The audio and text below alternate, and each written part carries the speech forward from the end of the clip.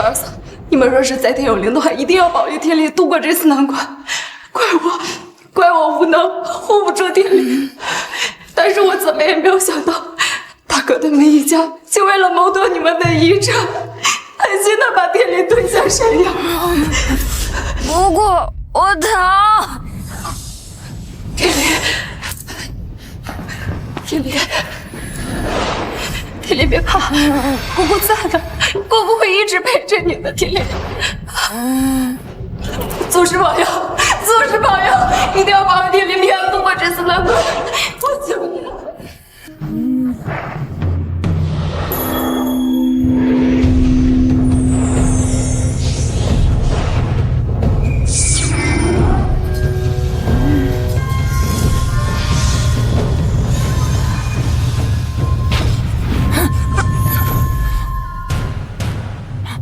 我这是不对，我的声音怎么变了？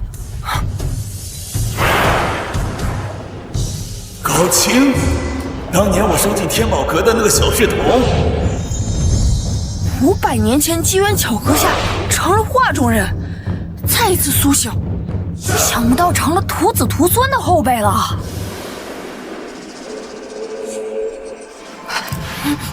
天灵醒了，你这是？没事就好，一定是你爹娘冥冥之中在保佑你，让你平安度过这次大难。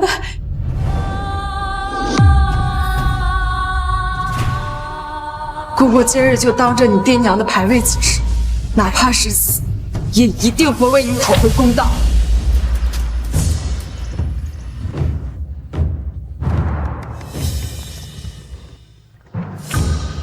天灵，你在这等等，姑姑去找你爷爷。这不是我当年用来垫脚的物件吗？相传这鎏金铜金雕龙会有金龙纵云的奇景，到底哪里出问题？难啊！不仅咱高家10几代大朝奉都束手无策，外界多少成名的长眼先生也都无功而返。以咱们的天赋，就别幻想。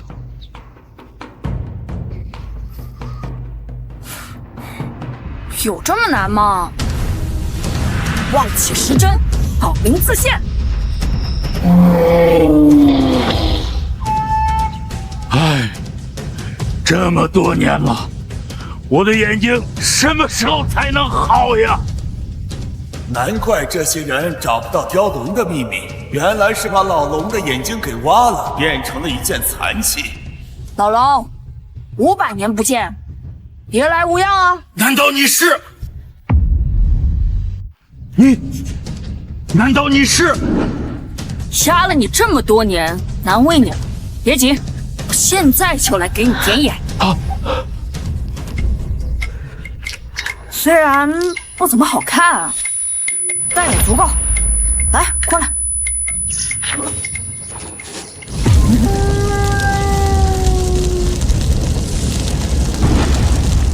啊！太好了，500年了，老龙我终于又重见天日了！哈哈哈哈哈哈哈哈哈哈！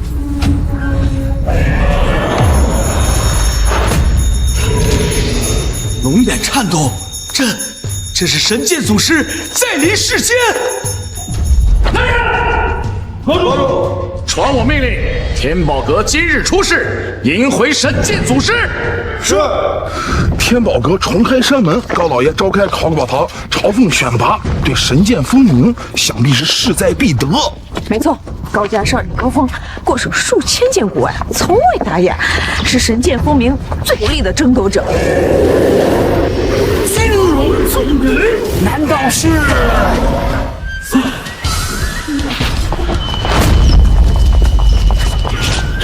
我高家重器鎏金铜心雕龙的秘密，竟然被人破解了！以玻璃球做龙眼，日照之下便会在天空之上反射雕龙虚影，云一动便会出现金龙纵云之景。自从先祖离世，唯儿能再现金龙纵云之奇景，究竟是何方高人呢？这鎏金同心雕龙乃天宝阁之物，事关神剑风鸣，传我的话下去，必须找到破解之人。有什么好找的？这高家除了我风儿，谁有这个能力？哦，风儿，这雕龙之秘是你破解的？只不过是侥幸，都是爷爷教的好。我高家后继有人了，还想当神剑风鸣的头回？就凭他，估计连天宝阁的门都进不去。这小畜生不是掉下悬崖了，怎么跟没事人一样活蹦乱跳？能干出雕龙龙眼之秘，风儿的剑气水平已经达到了观气入微的境界。你连鉴宝行当的入门水平都没有，有什么资格质疑啊？就是，一个小屁孩连古玩都没摸过几件，你懂什么是鉴宝？这考宝堂超逢试炼在即，你带着孩子来闹什么？今天我来，就是为了给天灵讨回一个公道。他们二人为了谋夺我二哥的遗产，竟然狠心把天灵推下山崖。小姑，天灵也是我们看着长大的，我爸妈不可能。胡说！天灵也是我的侄子，我怎么可能害他？爹，你可要为我们做主呀！我们好心打你点道行，可他却倒打一耙。我有信心管理好我二哥的产业，就不劳你们费心。给我滚出高宝堂！再敢胡闹，家法无情！别说是家法，今天就算是要打死我，我二哥留下的一针一毫，除了天灵，你们谁都别想伸手。放肆！爹，高主管，你是想气死老爷子不成？空口无凭。今天呢，正好是考宝堂试炼的日子，不如你也来参加试炼。试炼如果通过了，管理典当行当然没问题。可要是通不过，你今天必须把典当行交出来。此事我做主了，就按钟鸣的意思办。天灵，小姑，你们放心，就算交出典当行，我也可以保证你们的生活水平不会降低。我们都是一家人，没必要弄得像仇人。父母双亡，小姑终生未婚，今日又被苦苦相逼，欺人太甚！不就是嘲讽试炼吗？我替小姑接了。天灵，不可以，我的鉴宝水平有限，而你更是。没事，小姑。小子，你以为嘲讽试炼是过家家吗？一会儿我就让你知道后悔2字要怎么写。放心，最后后悔的人只会是你。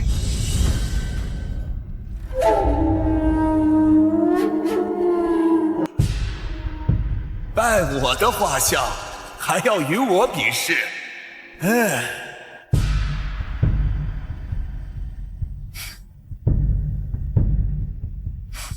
礼毕。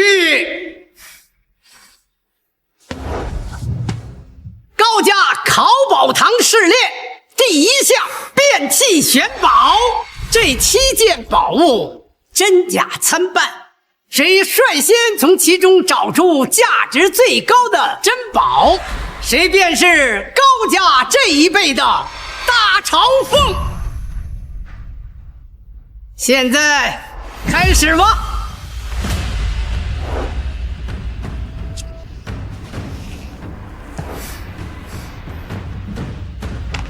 这几件宝物，初看外形都有一眼，但若不仔细甄别，极容易打眼啊！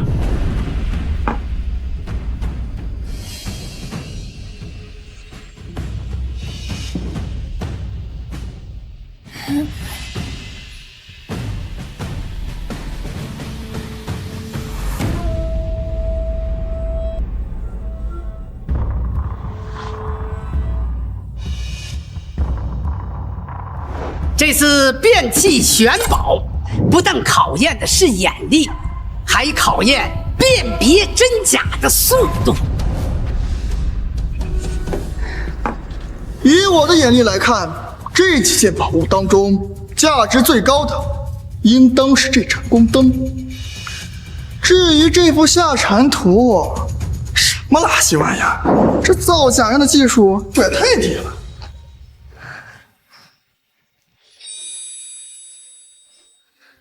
凤阴神剑，珍宝现形，就是这件。小姑，盯着一个赝品看这么久，就你这鉴宝技术，别丢人了，赶紧下去吧。姑姑，凝神静心，别受他的影响。浮躁乃是鉴宝大忌，想不到天灵小小年纪竟有这般心态。不见棺材不落泪。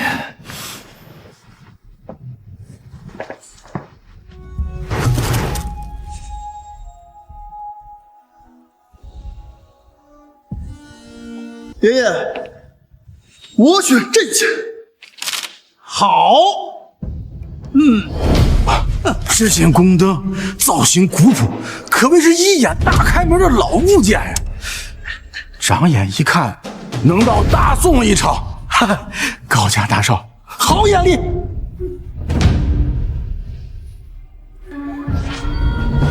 惨啊！我真的好惨啊！这件宫灯，姑姑，相信自己，加油！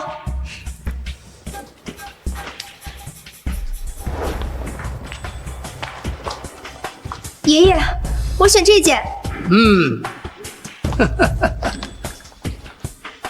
孺子可教啊！诸位对这件瑞花瓶如何评价呀？纹理细腻，胎质轻薄，落款工整，这应该是康乾一朝的御用瑞花瓶呀，真是好宝贝。但相比风少的那件宫灯，差的就有些远了。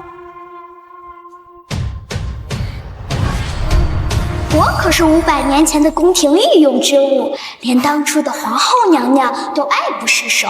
能挑中宫廷瑞花瓶，倒是有几分眼力，可不如那件宫灯，那倒不见得。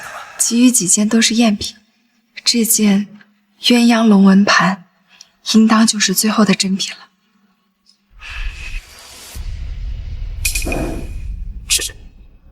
这龙纹盘口处为何会有一道裂纹啊？想不到吧？我早就在龙纹盘上做了手脚。还是咱们风儿聪明，这高淑华只要一输，老三家的典当行就是咱们的。无耻！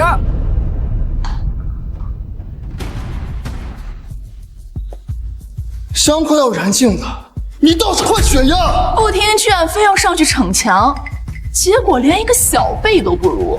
我要是你呀，早就臊得撞死自己了。这龙纹盘应当就是最后的真品，可为何盘口会有裂纹？难不成是我看大眼了，没有找到真正的宝贝？连真假都分辨不出来，不配做我高家的子女。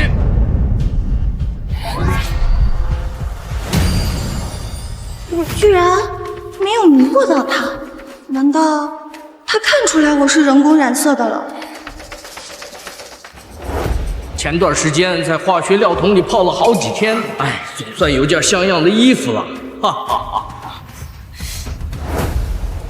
他竟然不选我，我可是上周才打造出来的银狐。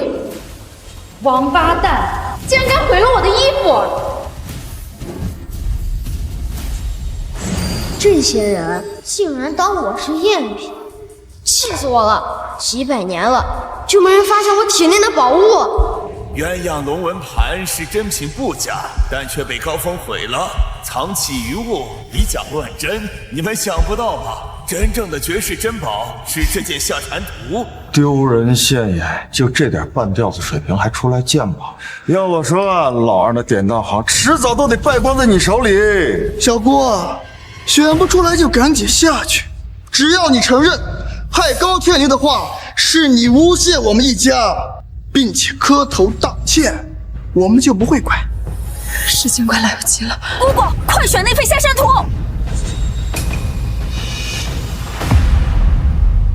下禅图，刚刚怎么没发现？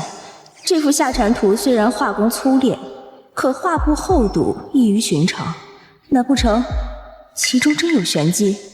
天灵从未接触过古玩，隔着这么远的距离，竟然能发现下禅图的异常，这是巧合吗？你这个小废物，什么时候轮到你说话了？你知道什么是见宝变真吗？这下禅图，除了这画布本身厚一点之外，画技根本就是初学者的水平，这根本就不是名师大作啊！最后10秒，选宝即将结束。姑姑，相信我。算了，选龙龙牌根本就赢不了比赛，不如就听天灵的吧。我选下禅图。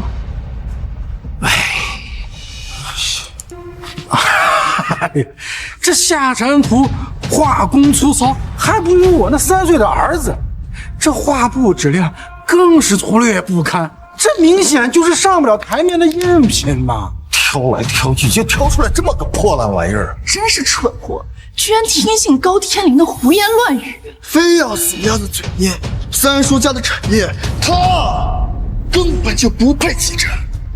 天灵，这画，姑姑，你尽管放心，什么宫灯、瑞花瓶都比不上你手里的这幅画。究竟是什么样的珍宝，竟然会藏于一幅古画之中呢？肃静，下面进行第2项品宝。诸位前辈，这件瑞花瓶，不论是从造型还是胎釉、胎质，都称得上是件珍宝。而我手中的这件瑞花瓶，其价值可要比拍卖行的那件拍品高出10倍。10倍？怎么可能？雪珂小姐就不要再卖关子了，让我们看看此物的神奇。除了雪城姐姐，这些人都看不出本宝的神奇。本宝身上的花朵不仅很香，而且会动哦。一摇双胎，炮成雅器，速集玉璧，能看出这一步，也算得了我的几分真传。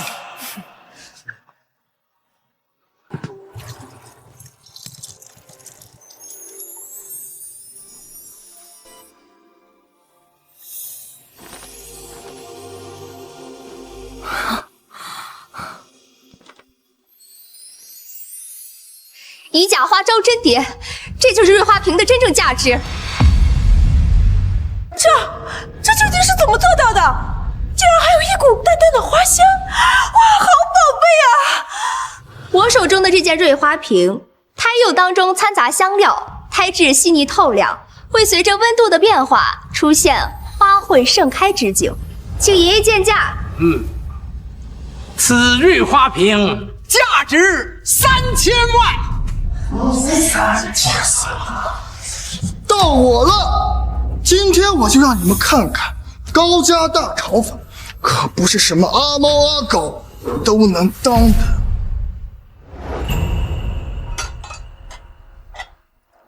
诸位请看，能够形成如此色泽鲜明的铜锈，可不是什么唐宋之物，而是西汉宫灯。西汉宫灯，惭愧惭愧，我石宝断代了半辈子，竟然不如高家一个小辈。然而这件宝物可比西汉宫灯价值10000倍。来人！是。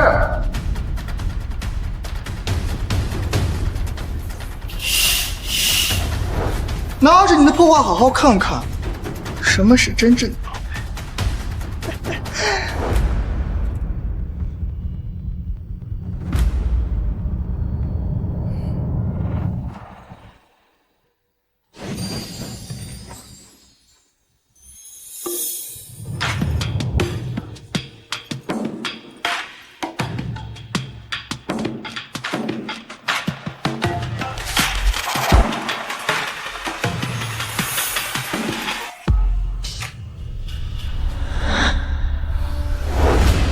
老夫起初看此灯只是年代久远，没想到它竟是传说中的天下第一灯。没错，这就是天下第一灯——西汉鎏金宫娥灯。西昔日明尊曾用3座城池来交换，却皆无所得。这真是万中无一的重宝呀！冤啊冤啊！我是一件不祥之物，得到我的人都会死于非命啊！时有所登有，无焚至灯芯，这是什么天下第一灯？这分明就是一件不祥之物。请爷爷见驾。这天下第一灯，价值3个亿。3个亿！听到了吗？现在你可以和这个小废物收拾东西，滚出高家了。那就只能眼睁睁看着二哥的遗产落到这些贱人的手中。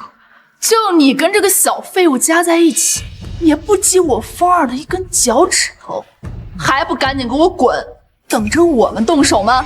为了高家的名义，你还是自己走，别让老夫难做。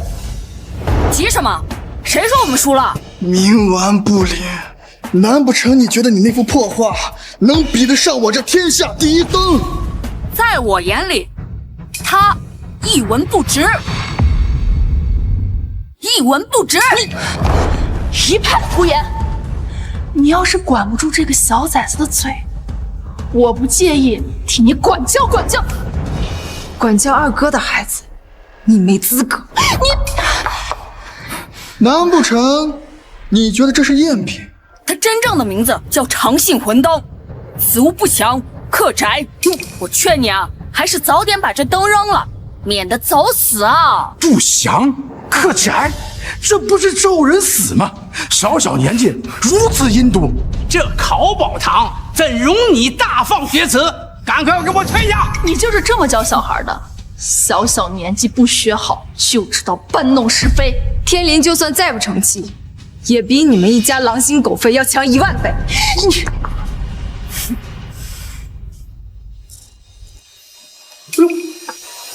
好好看看，这是灯油吗？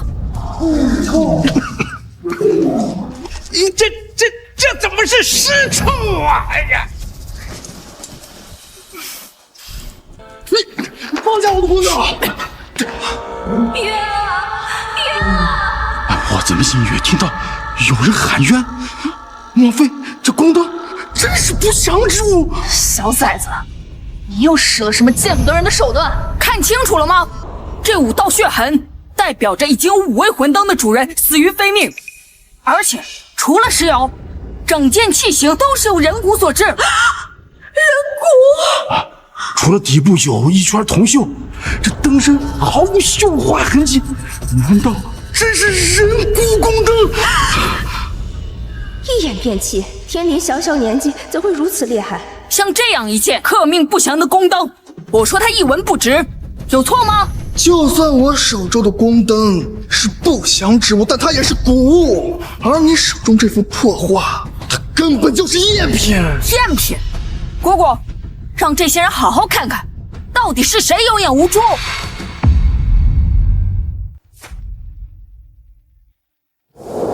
蝈蝈，一会儿把水泼在画上面。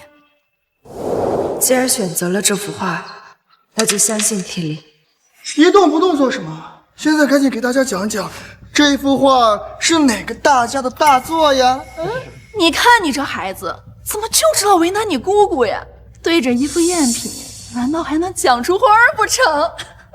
这幅画的确是一幅赝品，我还是头一次见到有人选到了赝品，还在这里大言不惭，不知好歹的东西，你想气死老夫啊！选中了赝品，不以为耻，还以为荣。画是赝品，但却有珍宝藏于画布当中。画布虽然厚重，却是残段重叠合成，遇水而溶，显露珍宝。难不成这幅画内真的藏着一件宝物？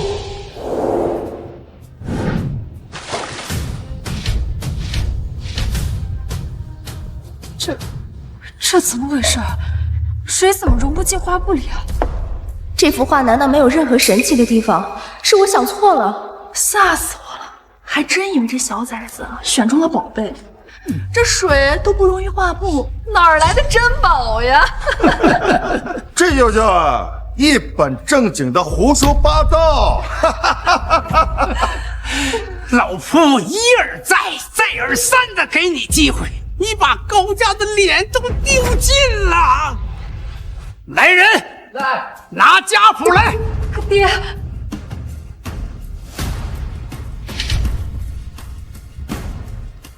高淑华冥顽不灵，教子无方，从今天开始驱离高家，终身不得进入高家半步。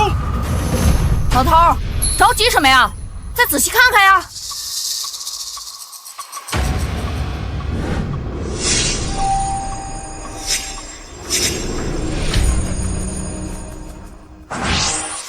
这都多久了？终于有人发现我身体中的宝物了。这怎么可能？难不成真被这个小畜生选到了稀世珍宝？是啊，藏玉于画，竟然我都打眼了！太好了，有了这件珍宝，超破试炼我一定能通过。天灵的产业，他们抢不走了。请老爷子鉴定价值。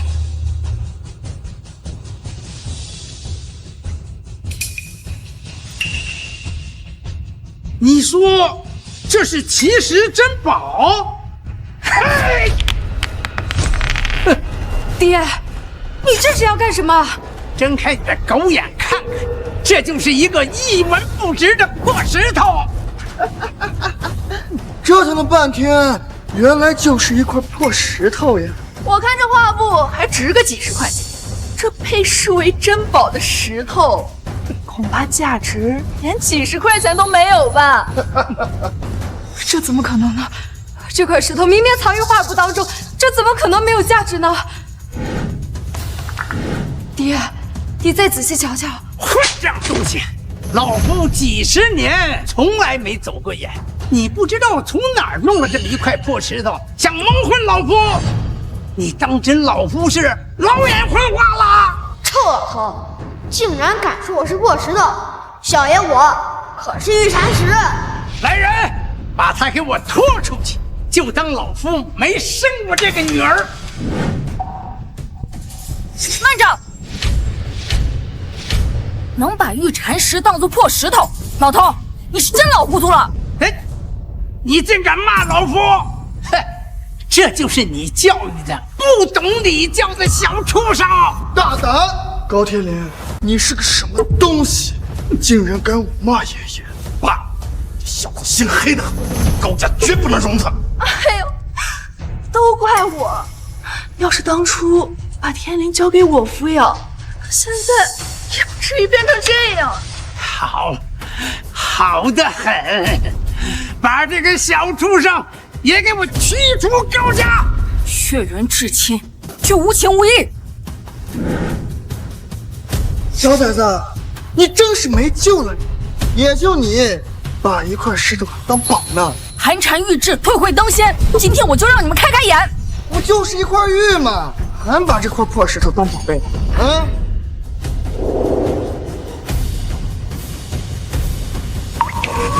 ！300年玉玉，500年化禅。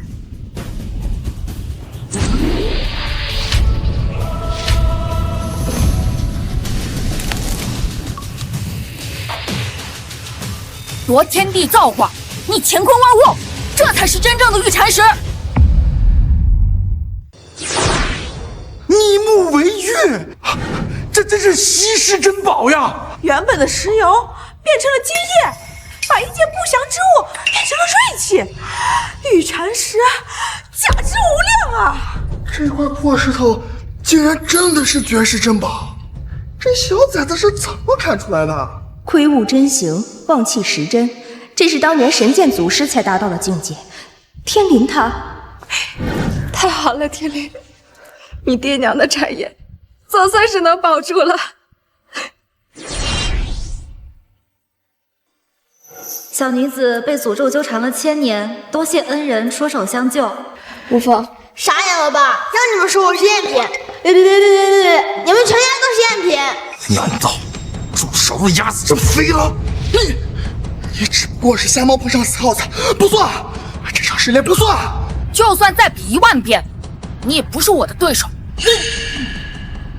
老头，朝凤试炼我赢了，现在典当行总该归我们了吧？哎，归你啊！哎，小心别碰坏了。哎呀，宝贝，好宝贝呀！哎，高老爷子，这玉蝉石能否割爱啊？我愿意出10个亿。我出双倍价格20亿。诸位别争了，这此物多少钱老夫都不会卖的。800年孕育的玉蝉石，此物的价值已经不能用金钱衡量了。从今日起，此物就是我高家的传家宝，日后子孙任何人不得变卖。高老头，我看你是老糊涂了吧？竟然拿着一块破石头当传家宝！孙九，你到我高家来干什么呀？天宝阁封明大会在即，我提前来会一会高家的年轻一代。嘿，没想到一进来，满屋的人拿着一块破石头当传家宝，真是百年世家毁于一旦呐！一群酒囊饭袋罢了，算什么百年世家？就凭这些废物，哪有资格和我们争神剑之女？这人谁呀？在我们高家也敢如此猖狂？南高北孙，他们孙家可是北方最久于盛名的古玩行。潘家园原主孙景，咱爹的死对头。玉蝉石的神意，大家都是亲眼所见，九爷您却真假不分。看来这北城孙九啊，也是徒有虚名啊。真是不知天高地厚。这些石皮名为灵肾退，常见于地下墓葬镇墓兽的石像身上，能使人产生幻觉。竟然被一个小孩子设局，玩得你们团团转。哼，一把年纪了，活在狗身上了吗？爷爷，这的确是灵肾退，我们都被这个小子给骗了。我就说，你风儿的水平怎么可能打野？原来真是你这个小崽子做了见不得人的手段。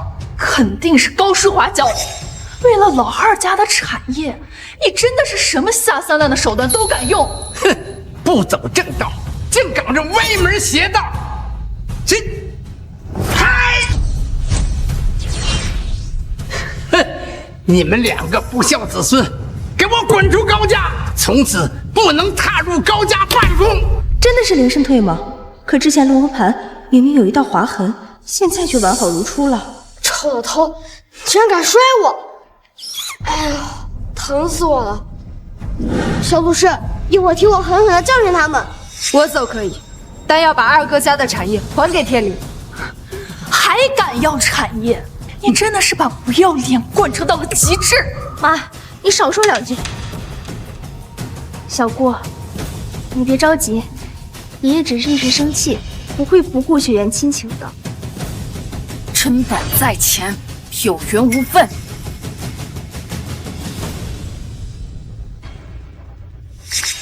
精彩，真是太精彩了！又是设局，又是争家产，我看你们高家个个都是人中龙凤啊！哈哈哈！哼，我们儿孙再不孝，也用不着你个外人在这插嘴。孙九，你到底是为何而来啊？30年前南北鉴宝会上，我输给了你。今日我们潘家园2大朝奉来与你们高家年轻一代斗口，你要是赢了，潘家园归你；你要是输了，高家的产业归我。九爷，这哪是赌身家，这是在赌命啊！有好戏看了。今日你我2家既争高下，又决生死，你敢吗？孙九明显是有备而来，堂堂百年世家，不会怕了吧？传闻高家师从天宝阁，如今连斗口都不敢，真是把天宝阁的脸都丢尽了。爷爷，他们明显就是在激你，绝不能冲动行事。爷爷，我们都被堵到门口挑衅了。要是我们不答应，那我们高家日后如何在古儿界立足？说得对，我们有风儿，怕啥？跟他们斗！一群废物也配得上无双二字。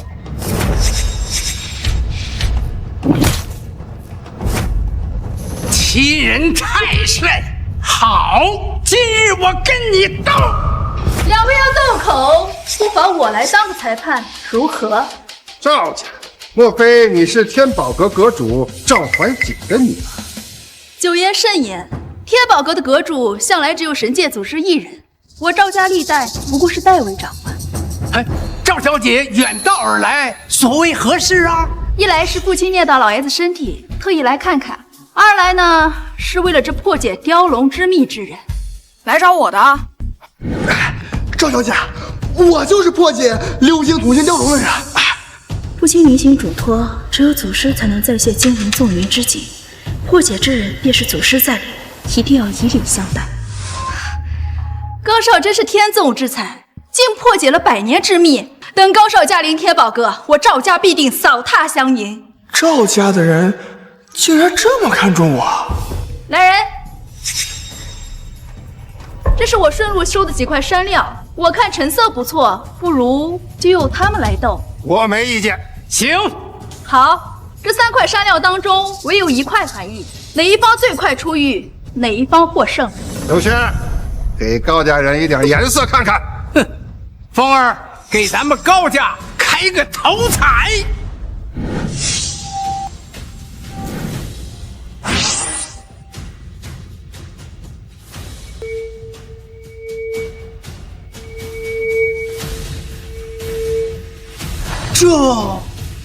这好像是传说中的悬丝诊脉。悬丝诊脉吗？有点意思。这一诊脉手法为周家一门单传，原来以为失传了，没想到今天又相见了。算你有点见识。悬丝诊脉，用丝线悬吊山料，沿着料子的内部裂纹断口测玉，并找到最佳的下刀位置，保证出玉的完整度。你们拿什么赢？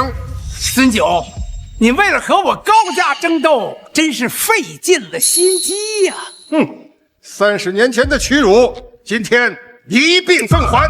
就算是悬丝诊脉，也绝不会是风儿的对手。孙九怎么会找这么厉害的人物？有了，不愧是能解开雕龙之秘的绝世奇才，面对这等鉴宝手法，依然镇定自若。找到了，什么悬丝诊脉，花里胡哨的有什么用？我们风儿也找到了，不碰不看就能找到含玉的石料，这绝不可能。那他盯着我，莫非是想借我的手玄宝？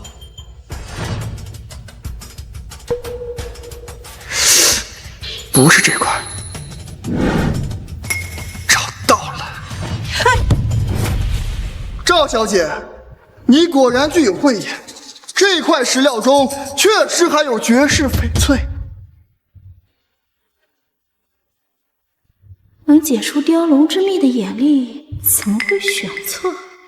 看来我手中这块就是真正有玉的石头，周旋就是乱调了一块而已。3块玉石，只有1块含玉，你输定。赌石有个不成文的规矩，没开刀前，谁都不敢说自己手里的料子一定有翡翠。以风儿的眼力，绝不可能打赢。来人，切石！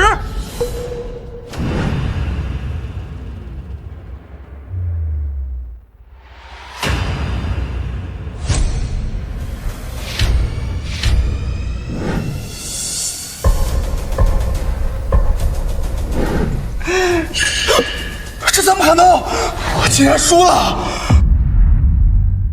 哈哈，好！这什么绝世天才？我看你是绝世废物！我竟然会输！就你的那点小心思啊，早就被我看透了。耍些小聪明，终归是难登大雅之堂啊！唉，我高家绝学凤鸣剑如果不曾失传，今天也不会是这种局面呐！高峰竟然输了，高家是没希望了。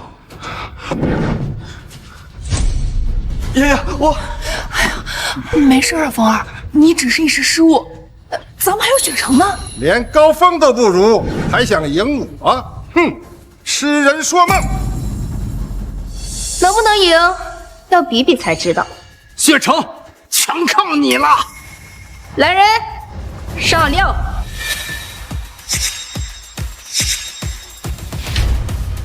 这么大一块石料，皮质厚重，果然是个好料子。这赌石的规矩，一刀穷，一刀富。这么大的料子，究竟是涨是跌，都在这第一刀。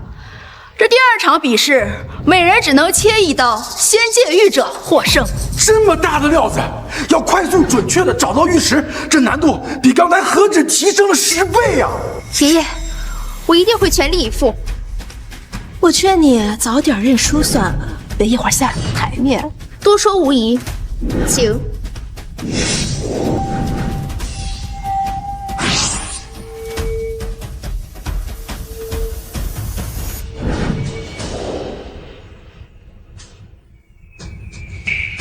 凤鸣之音，难道这是凤鸣剑？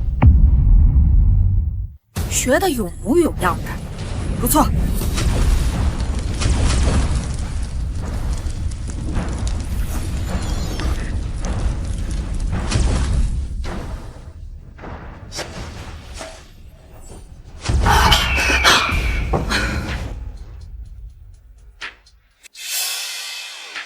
你败了，我果然猜的没错，雪城学会了我高家失传的凤鸣剑。没想到这凤鸣剑竟然并未失传。哎呀，我等今天真是开了眼了呀！高家不愧是100年世家，底蕴深厚呀！哼，你败得不冤。相传凤鸣剑乃神剑祖师所创。每次铜球敲击物体表面，听声音就能辨出内部结构。凤鸣剑失传，没想到高家竟有人学会了。孙九，这凤鸣剑是天下1等1的剑宝手段，有我们雪城在，这场争斗你赢不了了。这下潘家园你的奇珍异宝都将会是我高家的了。田园，该你出手了。好好看着，我是怎么赢你高家的产业。不管谁来，不过多个手下败将罢了。九爷，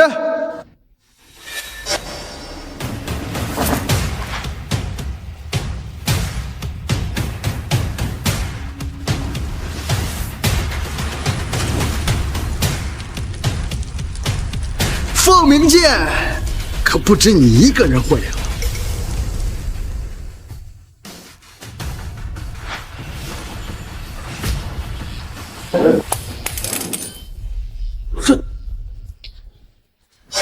什么？你竟然也会凤鸣剑？这怎么可能？这凤鸣剑是我高家独有的，他怎么也会？混账！居然偷学我高家绝学！什么时候神剑祖师的剑宝术成了你高家的？钱远的祖上和赵高两家颇有渊源，曾在天宝阁拜师学艺。我怎么不记得？曾经有个姓钱的弟子，不过他的凤鸣剑是不是变歪了？我不能输，我要是输了，高家就都毁在我的手里了。还有天林、小姑。执迷不悟，你只能用1颗珠子，而我可以同时操控2颗，你拿什么赢我？我不仅要赢你高家的产业，还要让你们的名声彻底扫地，在古玩界当中再无容身之处。看来高家是彻底完了呀！哎，不行，我不能输。听声辨气，最起杂音，一颗珠子，一声凤鸣就足够了。天离，别瞎说，影响你血生劲。管好这个小崽子的嘴，少在这瞎添乱。小屁孩，滚远点，玩泥巴去！你懂什么呀？传闻中，我高家先祖使用凤鸣剑的时候，就只有一颗珠子。莫非他也懂凤鸣剑？一颗珠子，一声凤鸣。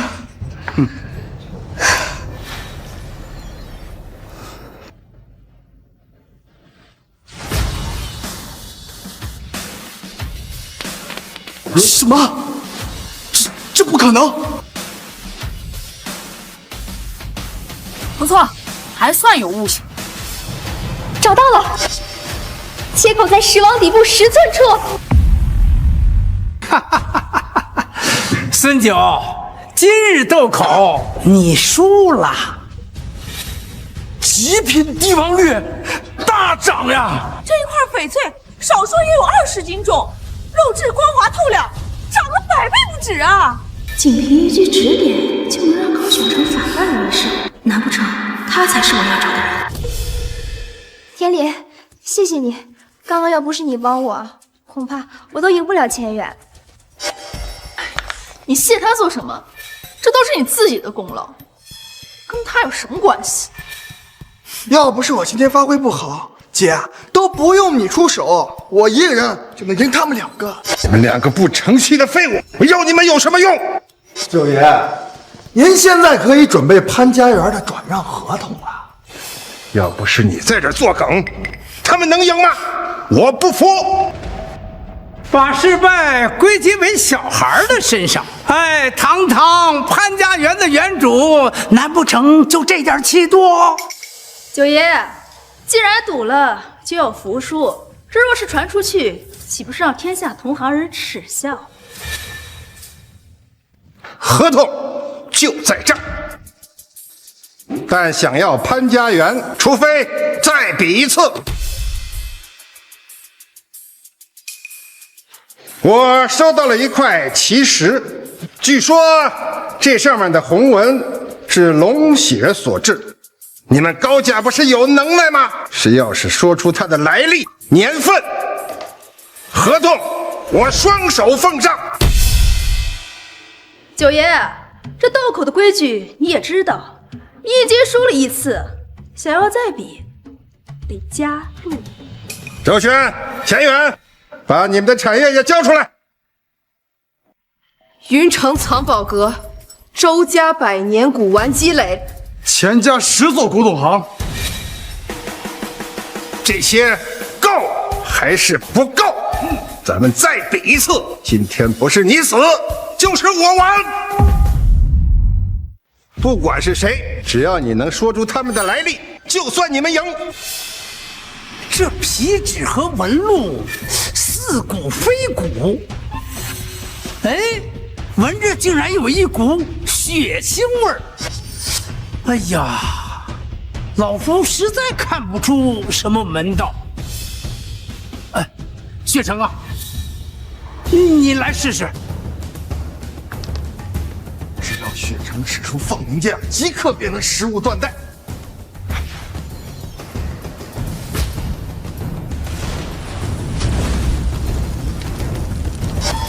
这怎么可能？我竟然听不出来这块石头的内部结构。雪城可有断论？爷爷，我看不透。怎么用了凤鸣剑也没断出来？一群蠢货！这东西要能用凤鸣剑检测出来，九爷怎么可能会拿出来？要不是赵家人搅局拿出了这块石头，又怎么会这么麻烦？凤鸣剑号称无物不见，居然也看不穿。不就是块破石头吗？我来试试。风儿怎么说也是破解了雕龙之秘的天才，他一定行。也好，正好借着骑士的名头，看看他到底是不是祖师。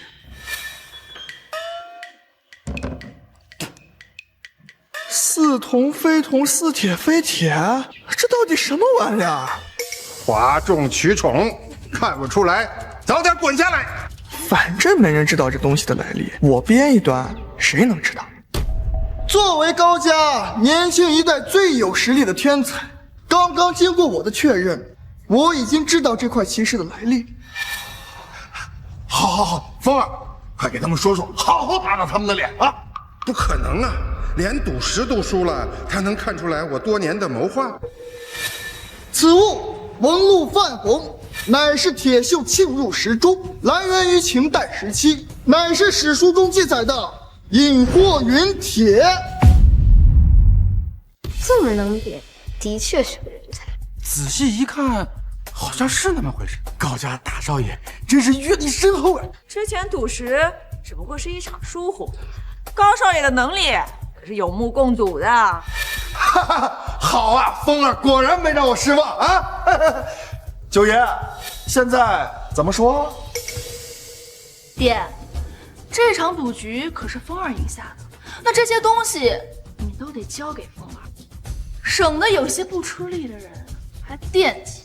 什么乱七八糟的秦朝云铁，一派胡言！但凡是陨石，那么都会含有金属。验证他所说的是不是真的，用这东西扫一下，不就清楚了？好，你来扫，我今天就让你死个明白。我就不相信这么大一块石头，一点金属的成分都没有。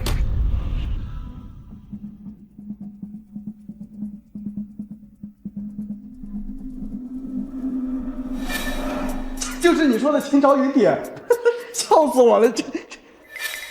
高家的人难不成都是这样的跳梁小丑？再没有人说出此物的来历，这次斗口可就算我赢了。高老爷子，你现在可以准备高家典当行的转让合同了。张小姐，他们高家实在是没人了，这次斗口，就算我赢了吧。规矩就是规矩，高老爷子，还请进屋。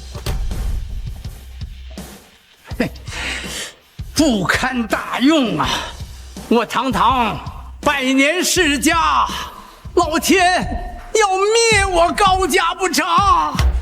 既然没人了，那就把高家的典当合同交出来吧。爹，要不让我再试试？不，你安心看着。我来。天理，高家真是没人了，竟然让一个小孩子上去斗口。哟呵，小屁孩口气还不小。这奇石可是世上罕见，想要讲出它的来历和年份，没有足够的阅历可是做不到的。小朋友，我劝你还是回家乖乖听父母话吧。啊，还不快把人带下去！不知道为老爷子分忧，净瞎添乱。真正添乱的是你儿子吧？比一场输一场，我要不是为了这家产，我都懒得出手。小废物，你算个什么东西，也配跟我比？你呀，总算说对了一件事儿，我确实比你们所有人都强。好狂妄的小孩，到底是真有本事，还是信口开河？你说你比我们都强，好，那你就说说这块石头的来历。要是你能说出来，我就跪着爬出考宝堂。天灵也是为了高家，难道看着祖宗的产业被外人抢走，你们就都高兴了？哎，输了就是我们技不如人，那就该是九爷。九爷，您说对吧？哈哈哈哈！就冲你这句话，我给你们留几间典当铺子。多谢九爷，多谢九爷！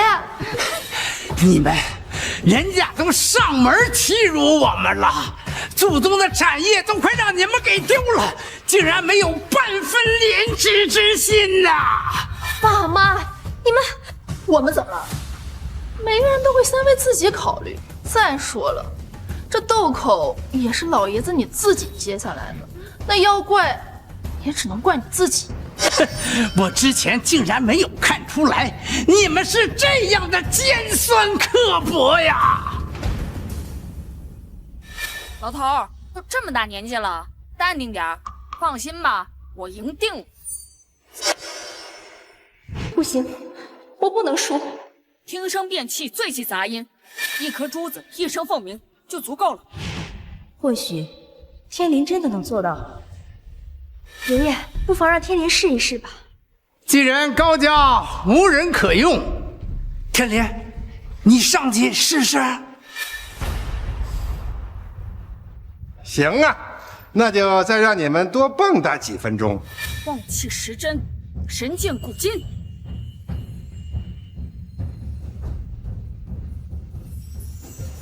刚刚他们的口诀曾记载于天宝阁秘藏的祖师当中，难道他才是真正的在世祖师？说说吧，自己什么来历？我有什么来历？只不过是一块破木头罢了。恶疾缠身，日受煎熬啊！什么奇事？这分明是专门为高家做的天局啊！放心吧，你的病我能治。多谢。这小子神神叨叨嘀咕什么呢？我现在真能见。哼，装神弄鬼。这东西的来历我已经知道了。天灵，你说的可是真的？太好了，天灵，我就知道你一定可以。你们高兴的也太早了吧？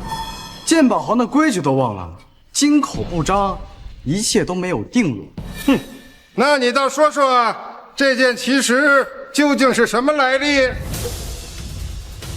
他根本就没有任何来历。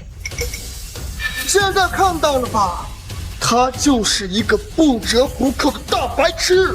我现在怀疑，他们和九爷合起伙来想谋夺家产。你们这是栽赃陷害，这家产本来就是天灵的，我们怎么可能对外人串通一气？唉，我也是老糊涂了，竟然相信天灵会鉴宝。难不成真让这小子看出来？哼，我没有功夫跟一个小屁孩瞎耽误功夫。高老爷子，把高家产业的转让合同交出来吧。这根本就不是什么古物，自然没有任何来历。因为这一切都是你专门为高家做的天局。你说的天局是什么意思啊？怎么可能？竟然真让这小子说中了！我没工夫跟你瞎扯。张小姐，你总不会听一个小孩子在胡说八道吧？斗口没分胜负，我们高家的产业你拿不走。不急这一时，听他说完。它真正的材质不是石头，而是一块木化石，而上面的红色花纹也是化学辐射所导致的。什么？木化石？孙九，你为了谋取我高家的产业，真是居心叵测呀！小兔崽子，你胡说什么？是不是在胡说？拿辐射探测器一照就知道了。来人，夜石。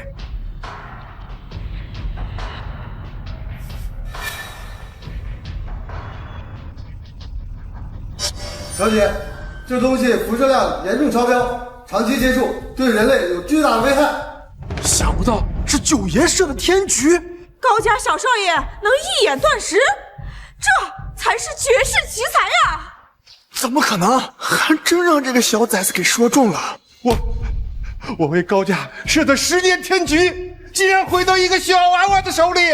这不可能，不可能！韩家园摆明嘲讽，长眼先生都看不出来木化石，他怎么可能认出来呢？这木化石的记载只在极少一部分古籍当中有只言片语，小少爷当真是少年英杰。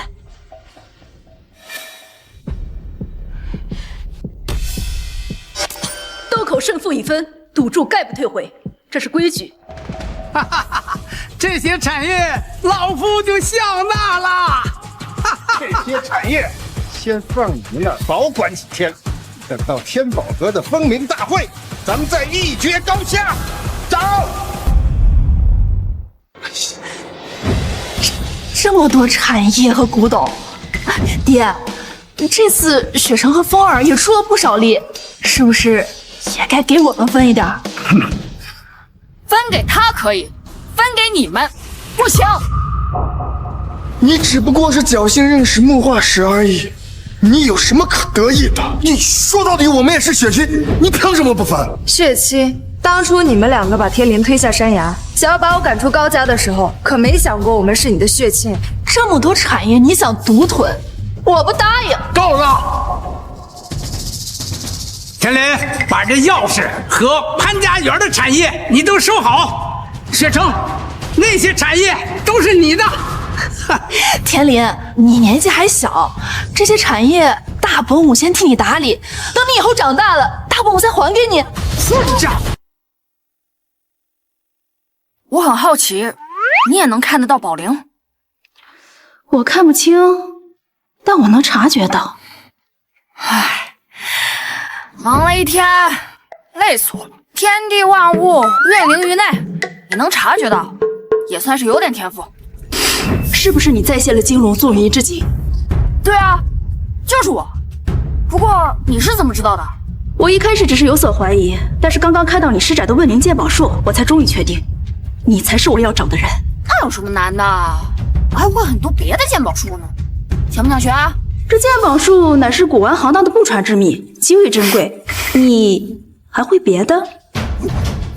这招叫窥宝术，这招叫寻宝听音术。这些可都是失传已久的鉴宝术，你竟然真的会？看在你是赵家的后辈，给我揉揉肩、松松骨，我就交给你啊。我可是赵家大小姐，你……看来你还是不想学啊。没事的话，我就先走了啊。等等，我揉。小崽子，竟然一点产业都不留给我！之前让你去山崖下寻师，你非不听。现在那小畜生飞黄腾达了，你说怎么办？那就让他再得意一会儿。我已经打听清楚了，天宝阁举行风云大会，正是因为金龙纵云之境，而风儿则是解开雕龙之秘的人。你说的是真的？赵家家主赵怀瑾亲口所述，绝无虚假。我就知道，我们风儿是人中龙凤，怎么可能连一个小畜生不如？等到风儿执掌了天宝阁，那天下奇物尽归所有，这些产业根本不值一提。那日究竟谁解开了雕龙之秘？难不成是高天年？不对，不可能是他。如果他真的是天才，怎么可能会隐藏这么久？风儿，你不要担心，明天风云大会，雪城会尽力帮风云大会魁首，非你莫属。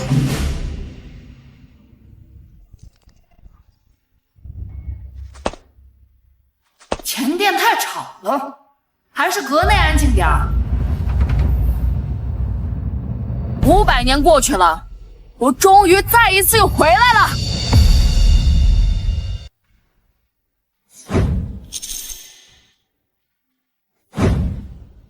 老龙的眼睛原来在这里，等回到高家之后，正好帮他安上去。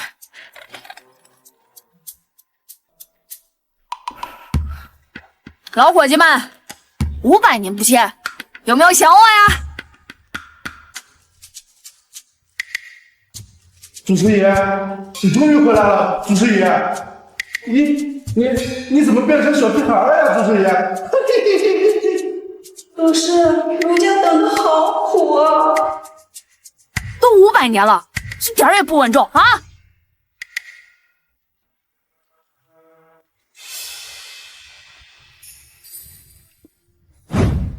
这给我准备的衣服也穿不上啊！这头冠倒是还能戴一戴。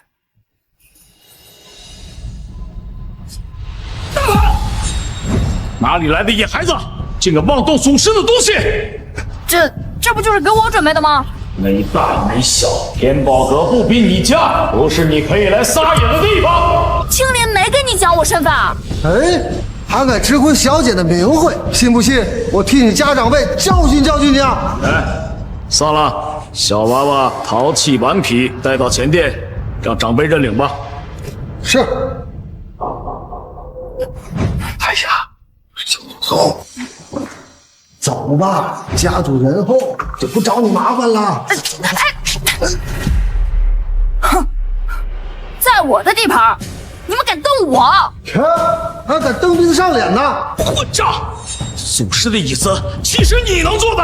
快点给我站起来，否则的话，我不介意好好的教教你规矩。500年前我定下天宝阁的规矩，用得着你来讲？500年前我定下天宝阁的规矩，用得着你来讲？胆大包天，竟敢冒充神剑祖师，给我去查！不管他是哪家的，一律提出封明大会。相信我，你会后悔的。凡是古玩行的人进天宝阁，如敬神明。你冒充祖师，不遵规矩，我就算是废了你，也没人敢说半个不字。赵家主，手下留情。天灵，你没受伤吧？刚刚前殿突然找不见你，你吓死姑姑了。我没事儿，没事就好。赵家主，天临年幼，又不知道这天宝阁的规矩，还望赵家主勿怪呀。原来这小娃娃是你高家人。高家主，你祖上也是祖师的侍从，连天宝阁的规矩都没有教给后辈吗？哎，这天灵，快向赵家主赔罪！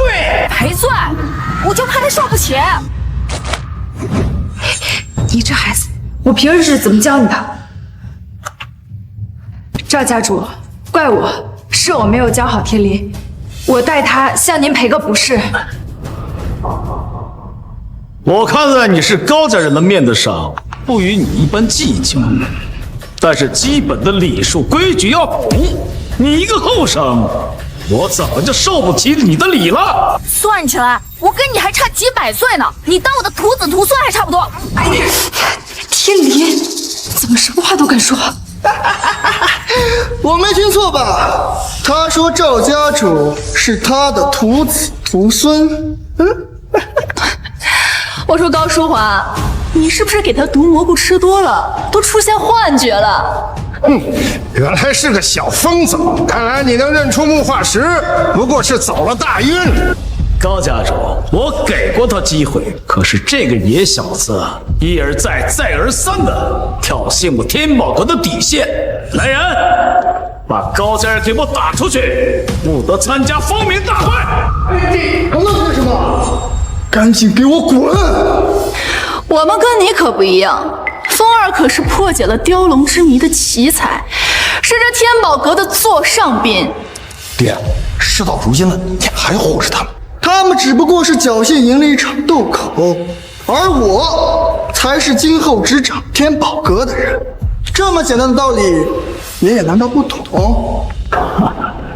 本次封明大会是为了能选出继承祖师衣钵的人。3声钟响之后，即将开始第一项以宝择主。高峰少爷是我天宝阁封明红选，直接进入金榜封名。听到了吗？我才是天宝阁钦定之人，而你们只不过是陪衬。还不快滚！耽误了封明大会的正常举行，后果你们可担不起。淑华，快带天灵走吧！老眼昏花，不识真龙。我看你正好可以退位让贤了，换成你女儿更合适。自从天灵摔下山崖之后，的确是跟以前不一样了。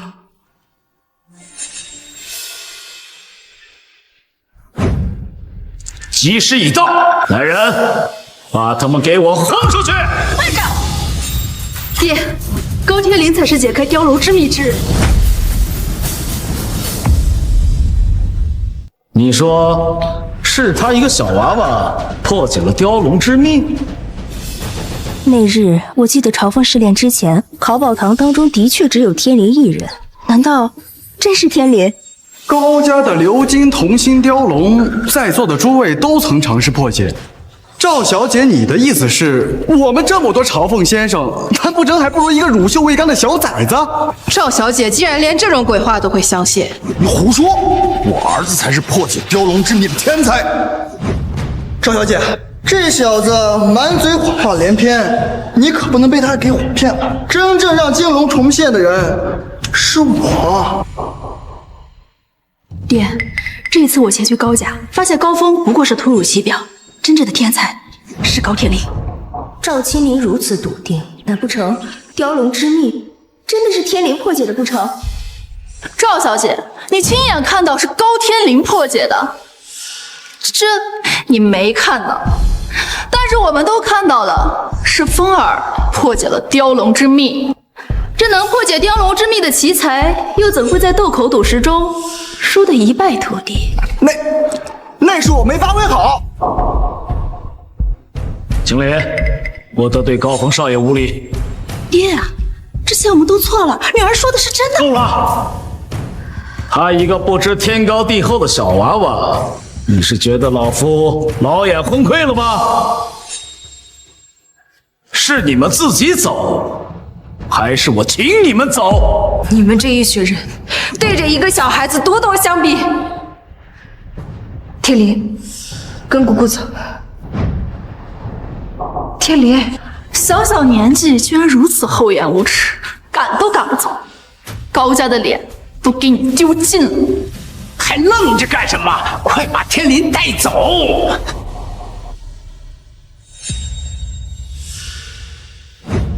老夫没有耐心陪你们胡闹下去。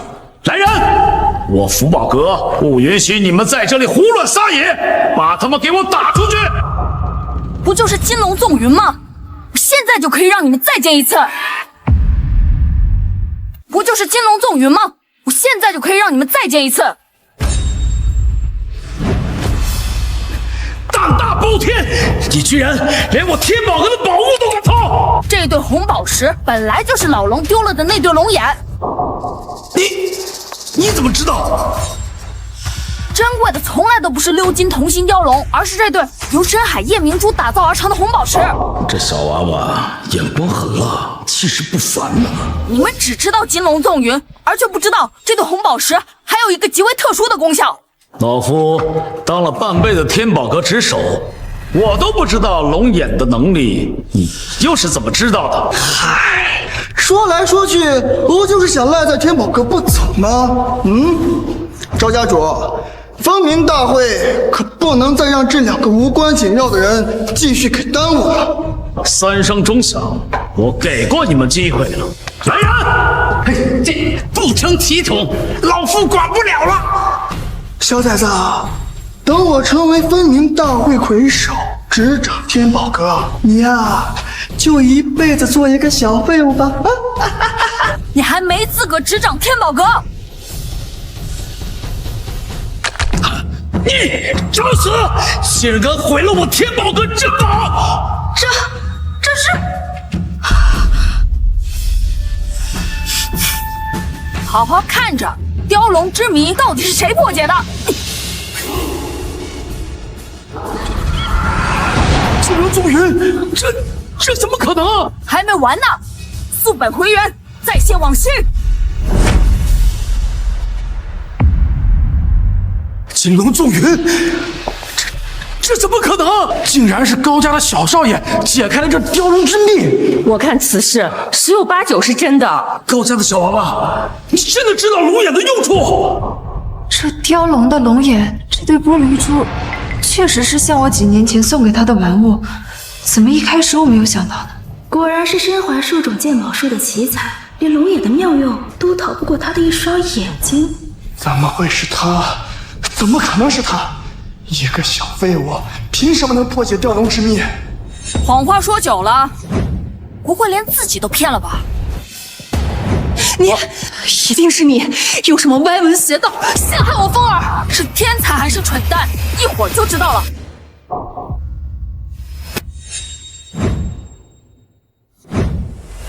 诸位，风鸣大会即将开始，到底是谁破解了雕龙之秘？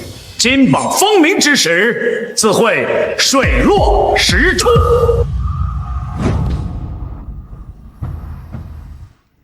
风鸣大会第一项，现在正式开始。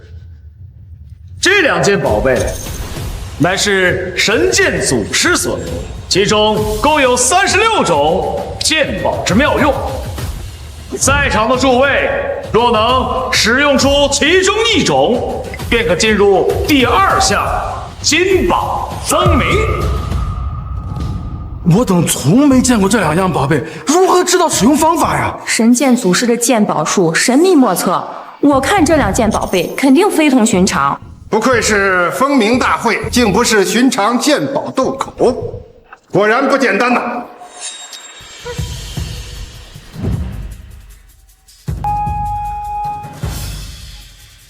不懂装懂，下一个。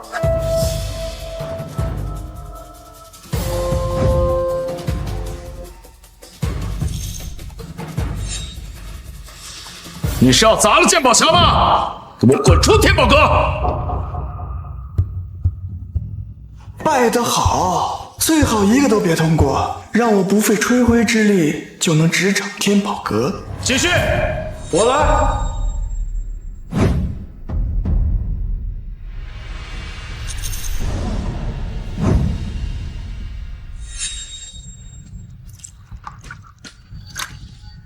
此为剑宝匣用法之一，水镜。有点见识。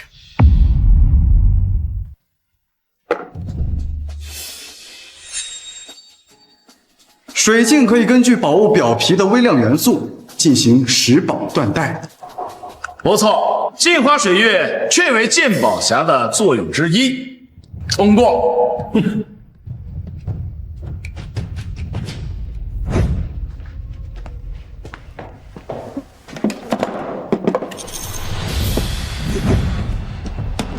剑宝匣中竟然是一面镜子，化实为虚。这面镜子可以探测到宝物的内部结构。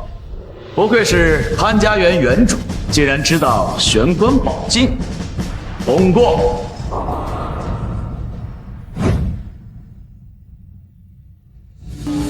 剑宝匣其他的用法需要配合独有的剑宝术，你不懂就选玄宝杵。雪成，你别听他，大家这么多人都选了剑宝匣，那剑宝匣肯定比玄宝杵更简单。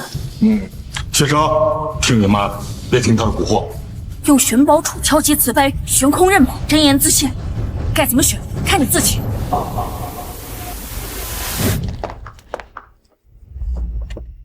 剑宝匣的玄妙，我的确看不出其他的用法。可玄宝杵是祖师遗物，天灵又是怎么知道用法的？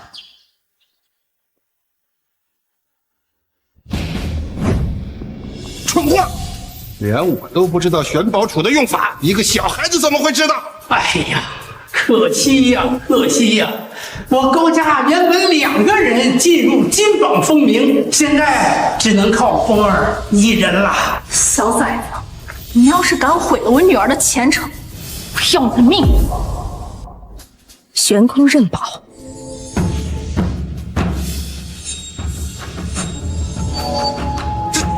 这不可能！好，连我赵家子弟都不知这玄宝杵的用法，你非常不错，通过。高家的高峰和高雪成，真不愧是绝代双骄。我雪成表现不错呀，看来金榜风鸣大会的魁首将在风儿和雪成中间产生了。老头子，高兴过头了。都听见了吗？我教出来的儿女才是天才，高天林不过是个运气好点的蠢货。赢了那点产业又能怎么样？还不是比不过我们家风儿和雪成的一根脚趾头啊！天宝阁的金榜当真神奇啊！能在风鸣金榜之上写下完整姓名之人，当为风鸣魁首，执掌天宝阁。我什么时候说过金榜是这么用的？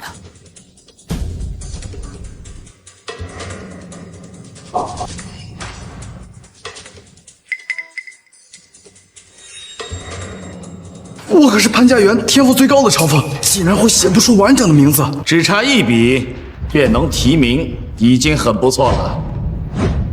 九爷，以你的能力，一定能成功提名。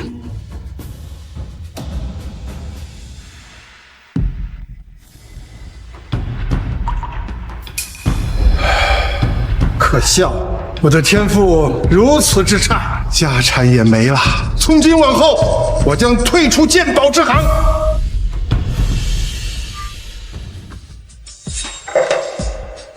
我的天赋连半个字都写不出来，这得差到什么地步呀？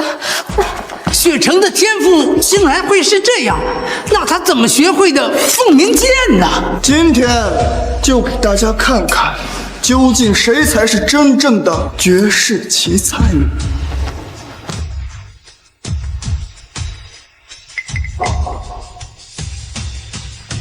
呀！我成功了，我做到了，我成功的分明，我高峰就是风鸣大会的魁首。我成了，我成了，不愧是我儿子，好，好啊！都看清楚了吗？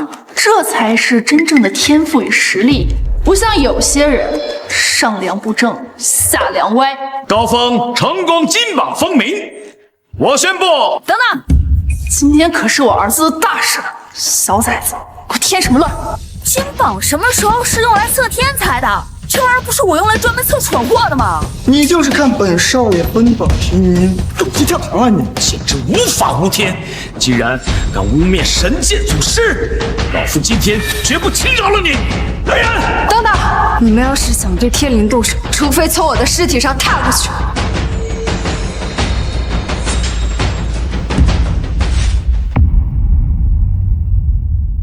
这是怎么回事？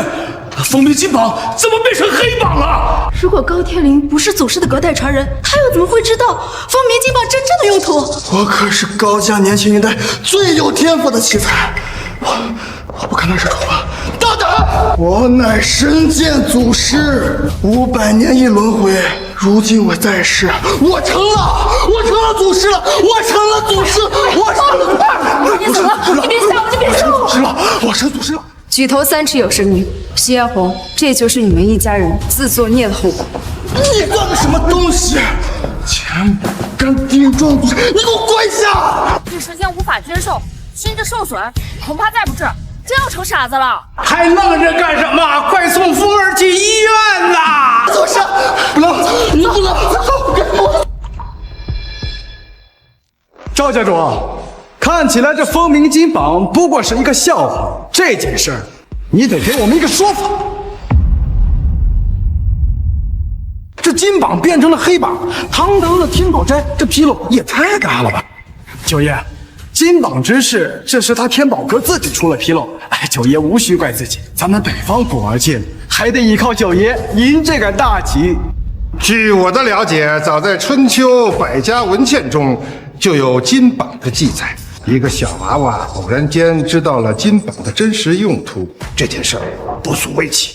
九爷说的不错，只不过认出了这金榜的真正作用，就想成为这魁首，这在座的诸位谁能服呀？不管怎么说，高天灵都是神界祖师的绝代传人，除了祖师弟子之外，谁还有资格继承天宝阁？500年的隔代传人，这种天方夜谭，我等可不相信。突然冒出个什么隔代传人，而且恰逢金宝阁风鸣之时，哼，这未免也太巧了。这么大反应，我要是说出我就是神剑祖师，还不吓死你们？如果今天赵家主执意要将阁主的位置交给一个小娃娃，那天宝阁的威信将一落千丈，岂不成了一个空架子了吗？孙友，你2次败在天灵之下，难道你不服气？我孙九威震大江南北，靠的是识真辨假的真功夫。看来某些人还是不服气啊！老头，把玲珑棋盘拿出来，今天就要让他输得心服口服。棋子呢？没有棋子怎么下？是啊，这里面怎么都是乱七八糟的瓷片呢？难道要用这些瓷片做棋子吗？500年前，神剑祖师与鬼眼天师为了争夺大夏鉴宝界正统，两人便在这玲珑棋盘之上比拼。最终，鬼眼天师棋差一招，败走南洋。这些瓷片混杂了4种不同样式青花瓷的瓶口碎片，其中有真有假。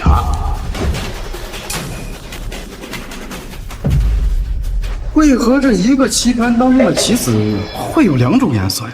左黑右白，若是打野拿到假磁片，则会变成对方的妻子。每一次需要在10秒的有限时间内找到真的磁片落子，考验的便是执棋者的速度与眼力。最重要的是，唯有找到同一件瓷器的瓷片，才可以在棋盘之上形成骑士大龙。单是分辨真假就已经极其困难，还要找到完整的瓷器形成棋盘大龙，这简直难如登天呀！小子，这玲珑棋盘比的可是变宝的真功夫，你像现在认输还来得及。爹，这孙九成名已久，你说天林能是他的对手吗？很难说呀，先看看吧。你能认出木化石，不过是占了几分运气罢了。可这瓷片画棋比的可是真眼力。这样，老夫也不以大欺小，我让你3子。你敢让我骑？好啊！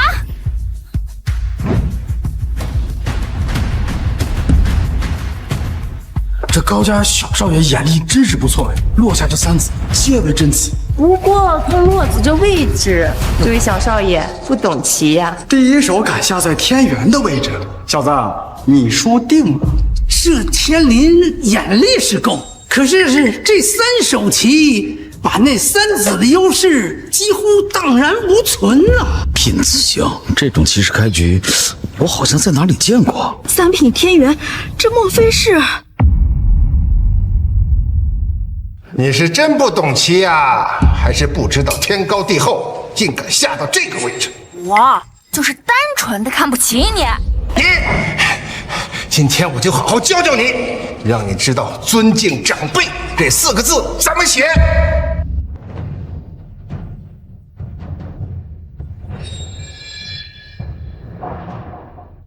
姜是老的辣呀！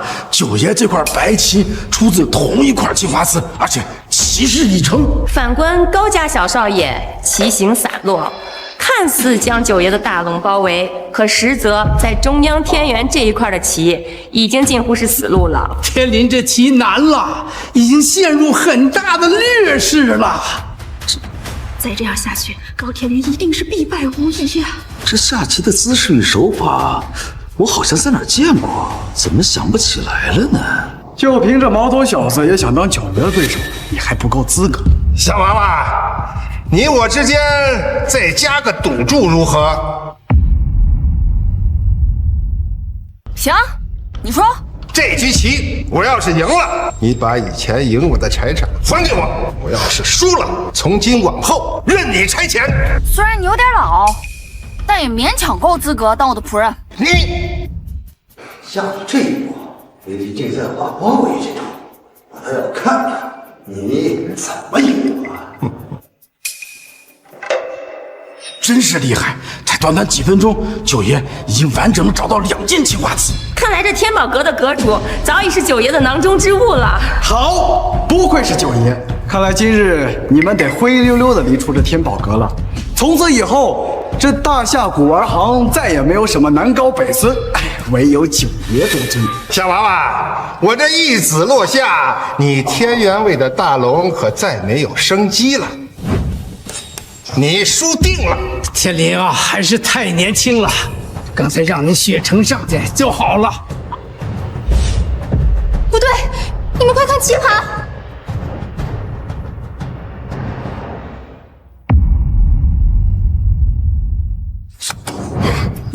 这不可能！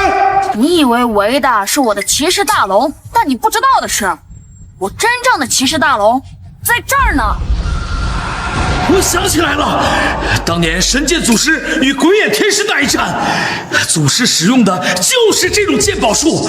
这孩子，他不是在鉴真，而是在鉴假呀！以假乱真，青龙旺气，这是神剑祖师的绝学之一——青龙旺气术。原来你早就知道这是假的瓷片，故意下在这里引我上钩。你还不算笨吗？这不可能！九爷怎么会输？九爷，我们再跟他比一次吧！滚开！我孙九技不如人，我认输。从今往后，我孙九任小少爷差遣。当我的手下，你不吃亏，还有谁不服？连九爷都败了，我们也不是小少爷的对手。还是英雄出少年。爹，既然无人再斗，依我看，高天灵便是这一任的天宝阁魁首。二哥二嫂，你们看到了吗？天灵他现在出息了，他如今是天宝阁的魁首了。我高家后继有人啦！小祖师，你早这样不就完事儿了吗？你呀，跟赵峰他性格一样，认死理。他连赵峰祖师的脾气秉性都知道。孙九，还不快来敬茶！你让老夫给你一个小娃娃敬茶。刚刚那赌约是你输了，现在又想耍赖啊？好，喝。你师傅怎么教你的？不知道敬茶要用双手敬吗？还要说请字吗？请喝茶。个子太低了，跪地够不着。这还差不多。这是你大师姐，叫师姐吧。欺人太甚！九爷，您也是古玩行响当当的人物，如今被这一个毛头小子骑在脖子上，还要叫一个小辈师姐，九爷，你真能忍得下去啊？老头儿，想好了再回答。传说将鉴宝术修炼到高深莫测的境界，双眼之中会出现异常。500年前的神剑祖师就有一双金灵瞳，这样的人物，我追随在他左右不吃亏。赵师姐，别，九爷可别折煞我，这一身师姐啊，我可受不起啊！奇耻大辱，奇耻大辱啊！九爷，难道你甘心被他使唤一辈子吗？天元，从今往后，潘家园没有什么九爷了，只有孙九。你要想在天宝阁待下去啊，让我给他为奴为仆，不可能！九爷重诺，你竟敢如此欺辱九爷，小崽子，你给我等着，我一定会替九爷报仇的！你先回潘家园好好经营，等日后需要你的时候，自然会叫你。遵命。诸位，我宣布风鸣大会魁首已然产生。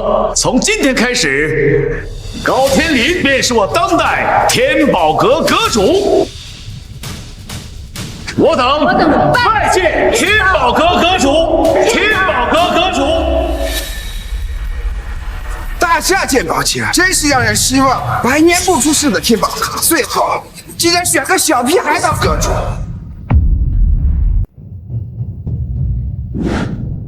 你是什么人，竟敢在天宝阁大放厥词？看此穿着打扮，像是从高丽国来的。如果我没记错的话，你是高丽国的朴载道。这道运气，莫非他是？赵小姐，3年未见，别来无恙。青林，你认识他？此人是高丽国外宝阁少阁主朴载道，号称高丽鉴宝界最出色的少年天才。万宝阁怎与天宝阁一字之差？此人居然挑风鸣大会的时候来到天宝阁，绝对没安好心。这是因为我高丽万宝阁才是正统，而大夏的天宝阁不过是个赝品。大胆！区高丽小国，哪来的胆子敢藐视我天宝阁？天宝阁源自神剑祖师，鉴宝行500年正统，你万宝阁又算得了什么？谁是正统，比的不是嘴上功夫，而是实力。我今天来最重要的一件事，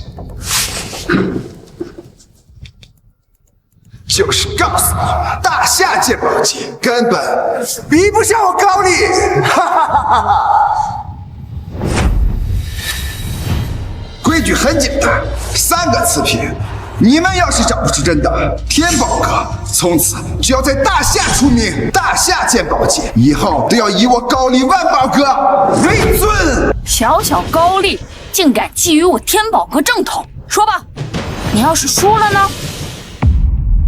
输，我是不会输的。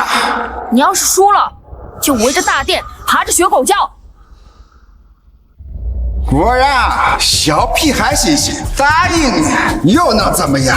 既然你是天宝阁阁主，那么你就先来吧。快狂妄！对付一个小小的高丽人，还用不着小阁主出手，让我来。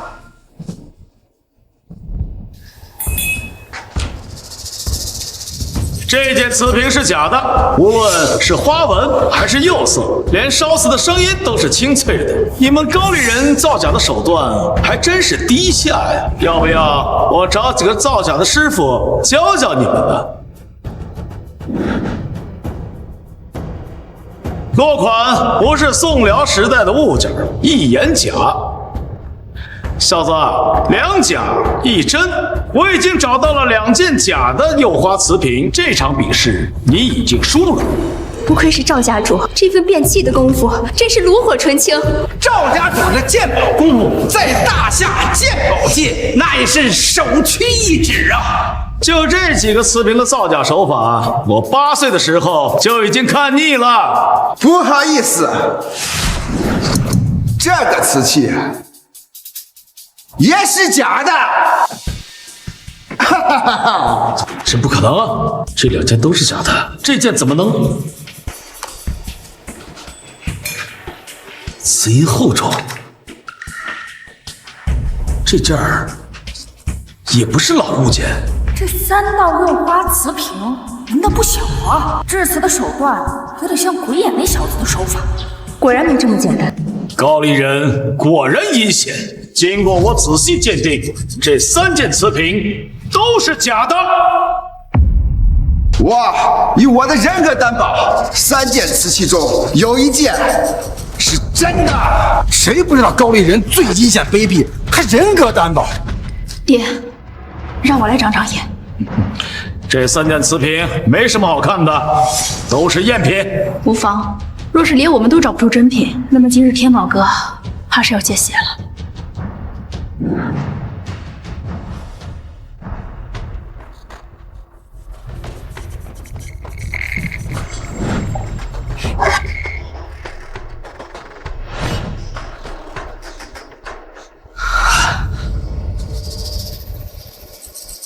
这是怎么回事？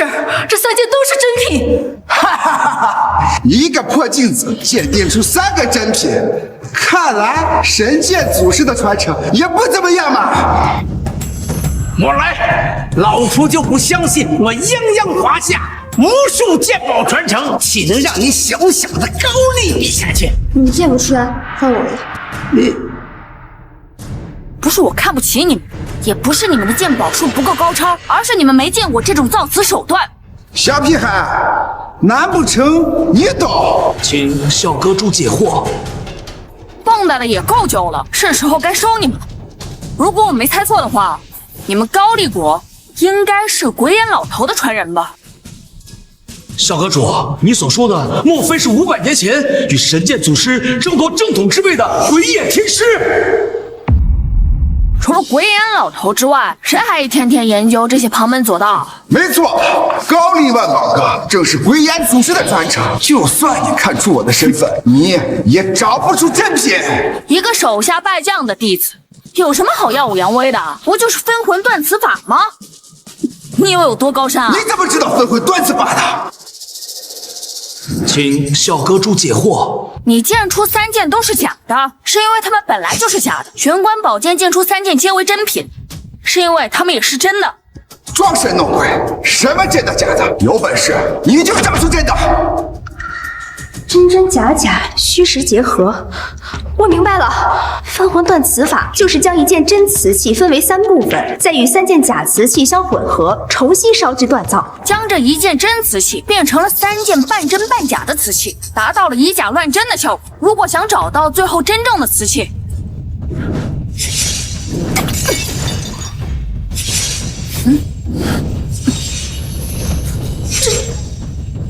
破而后立的这件就是真正的釉花瓷瓶。好邪门的断瓷手法！若大量赝品流入我华夏，那整个果园界岂不是赝品泛滥？不愧是小阁主，连鬼影天师的断瓷法都能识破。天灵越来越出色，可为什么我却觉得他也越来越陌生？天灵小小年纪，可阅历与眼力却远超众人。有的时候总觉得天灵就像是一个年过100岁的老人。没错，这件是真的。朴载道，小阁主找到了真词，这场比试你输了。不可能，分魂断此法是我高丽万宝阁的不传之秘，你怎么知道他的破解之法？名声唬人点儿，其实啊，就是骗小孩的把戏。你高丽国区区弹丸之地，有一点点成就，就在这里沾沾自喜，岂不知我大夏地大物博，人杰辈出。小子，还不趴地上学狗叫，等什么呢？你如果自己不想体面的话，那我就帮你体面体面。我今天来就是交流交流，刚才都是开玩笑，开玩笑的。我去你的！小兔崽子，我天宝阁最重规矩，你今天不爬也得爬。好，爬，我爬。你什么你？这是属于我的奖励，快爬，快掉！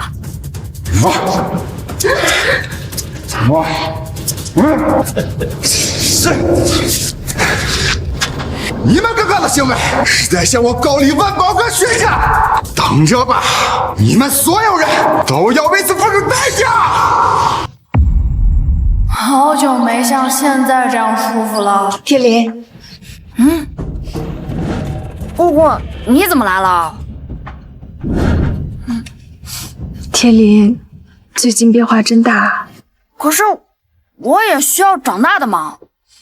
可天林现在变的，让姑姑有点害怕了。姑姑就怕有一天天林变得突然就不认识姑姑了。自从爹娘离世以来，一直都是姑姑陪着我。就算我以后再怎么能变，在我心里，你一直都是我最好的姑姑。有天林的这句话，姑姑就放心了。在姑姑的心里，天林也是我最亲的亲人。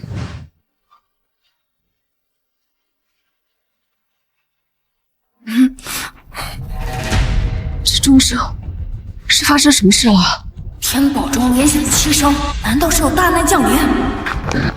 小阁主，父亲有急事，请您去天宝阁大殿。这些都是从高丽流入我大夏的赝品。是，高丽万宝阁用极为隐秘的手法盗取了各大博物馆大量的古董，用这些赝品来以假乱真。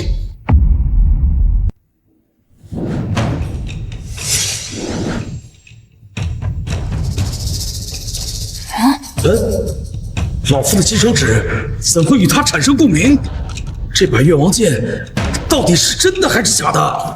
寻常鉴宝术根本找不出这件赝品的破绽，就连博物馆最先进的科技检测都与真正的越王剑一模一样。这是鬼眼天师留下来的造假术，肃杀造假法。小阁主，溯源归真。这越王剑竟然是用沙子做成的！肃杀成型，无论是从外观还是从藏品的内部结构和材质，都与真品一模一样。这是鬼眼老头的核心绝学，想不到高丽万宝堂竟然有它的完整传承。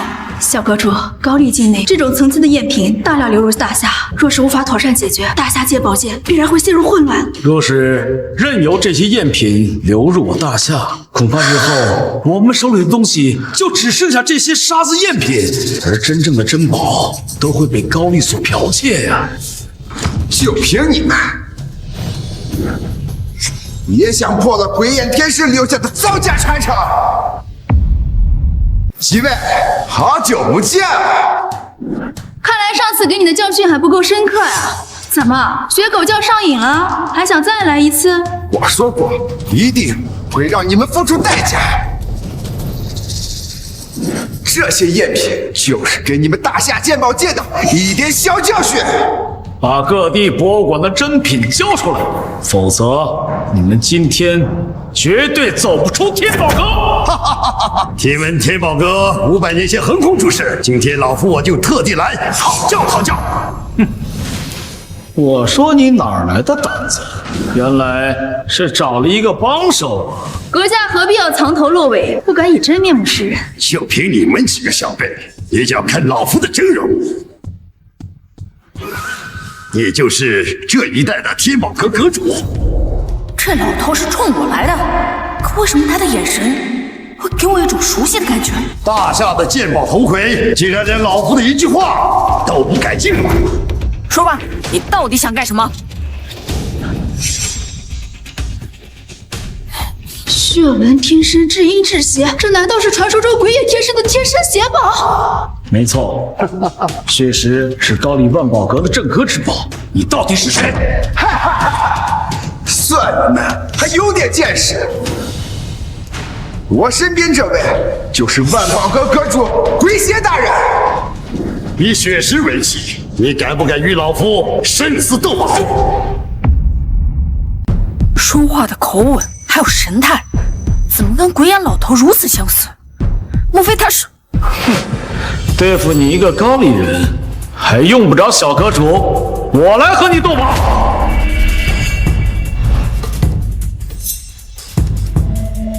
你若是能借助此物的真假，才有资格与老夫斗宝。哼，论鉴宝的手段，10个万宝阁都比不上天宝阁。哼。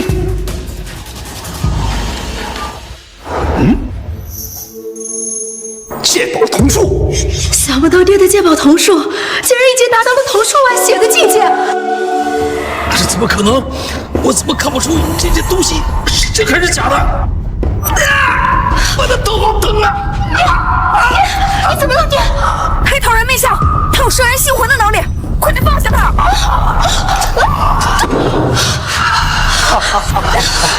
兽魂人面相早在500年前就被消灭干净，你到底是谁？老夫的身份，一会儿你就会知道。爹，你没事吧？没事。好狠毒的人面像啊！刚刚我与他对视，我竟然被他蛊惑了，简直是不堪一击！你与老夫斗宝，你若是赢了，大夏的悉数珍宝如数奉还；可你要是输了，天宝阁阁主的位置你得给我让出来。小阁主，此人诡异阴狠，你不要！想不到大夏鉴宝界都是一群胆小如虎的懦夫，连斗宝都不敢接，还敢说自己才是鉴宝正统。我跟你斗，退下！你不是他的对手。小阁主，正好我有件事要证实，这场斗宝我接了。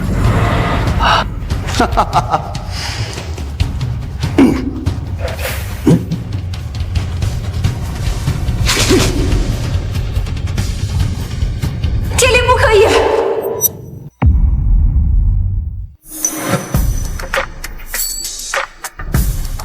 我要是不来的话，你是不是打算把自己的生死压在这场比斗上面？当年你爹娘就是因为这块破石头烧伤你的命，我绝对不会允许你把命搭在这上。我爹娘是因他而死。哦，老夫想起来了，6年前确实有一对年轻的夫妇来到了高丽，要与老夫斗宝。这2位天赋确实不错，只可惜呀！小阁主的爹娘就是被你给害死的。小屁孩，你爹娘都不是鬼邪大人的对手，我劝你还是乖乖把阁主之位让出来，否则丢了小命可不划算。天灵，听姑姑的话，你把血石交给我好不好？二哥临死前把你交付给我，我不能眼睁睁看着你去送死。听话。小姑，这件事真的不能由得你，不管是为了我自己，还是为了我爹娘的血仇，整个大夏鉴宝界的安危，我都一定要把这场鉴宝继续下去。天灵，哈哈哈哈哈！血气已成，无关人员进场。你们先出去吧。是。小姑放心，我一定会赢。说吧，你想怎么斗？食物变真太无聊了，不如陪老夫玩点别的花样。奉陪到底。天宝阁鉴真，万宝阁造假。这顶7筒小鼎融合了老夫的多种造假技术，若你能找出破绽，这场斗宝就算你赢。举手投足之间都跟那个人一模一样，他究竟是不是？鬼灵书竟然没有作用，这物件竟是无灵之物。错不了，刚那对金眼就是金灵童。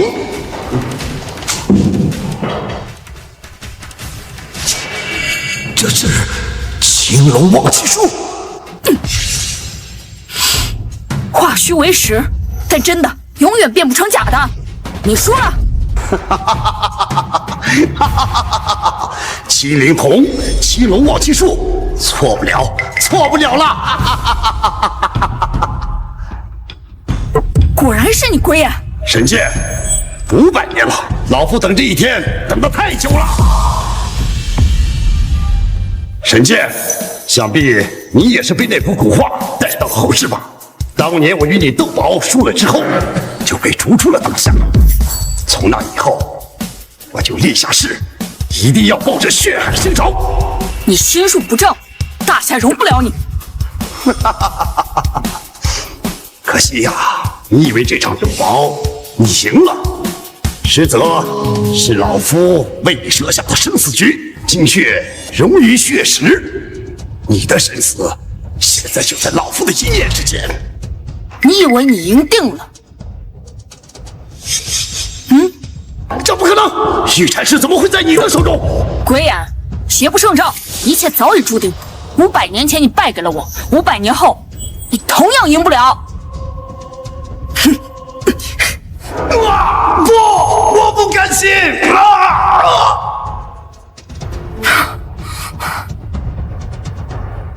天灵，你可一定要赢啊！想赢鬼邪大人，痴人说梦。天灵，太好了，小阁主赢了！怎么可能？鬼邪大人竟然输了！想走，拿下！没受伤吧？我这不好好的吗？让姑姑担心了。没事就好，没事就好，没事的话，姑姑就放心了。追回珍宝的事情就交给你们了。谨遵小阁主之令。姑姑，我们回家。好，我们回家。老有神剑祖师，这么可说的，你不说下，你不能下，不说下。凤儿，你别吓娘。凤儿，你还认识爹吗？你不是我表姐，你不是我娘爹，你们是冒牌吗？冒牌吗？你们是赝品，赝品！凤儿可怎么办呀？医院也治不了，难道我们就眼睁睁的看着凤儿放下去吗？老祖宗保佑，保佑我的凤儿的疯病赶紧好起来！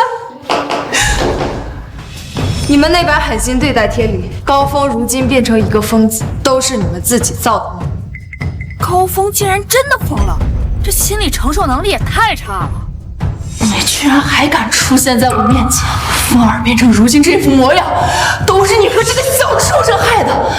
高叔啊，我饶不了你！够了！当着列祖列宗的面，你要干什么？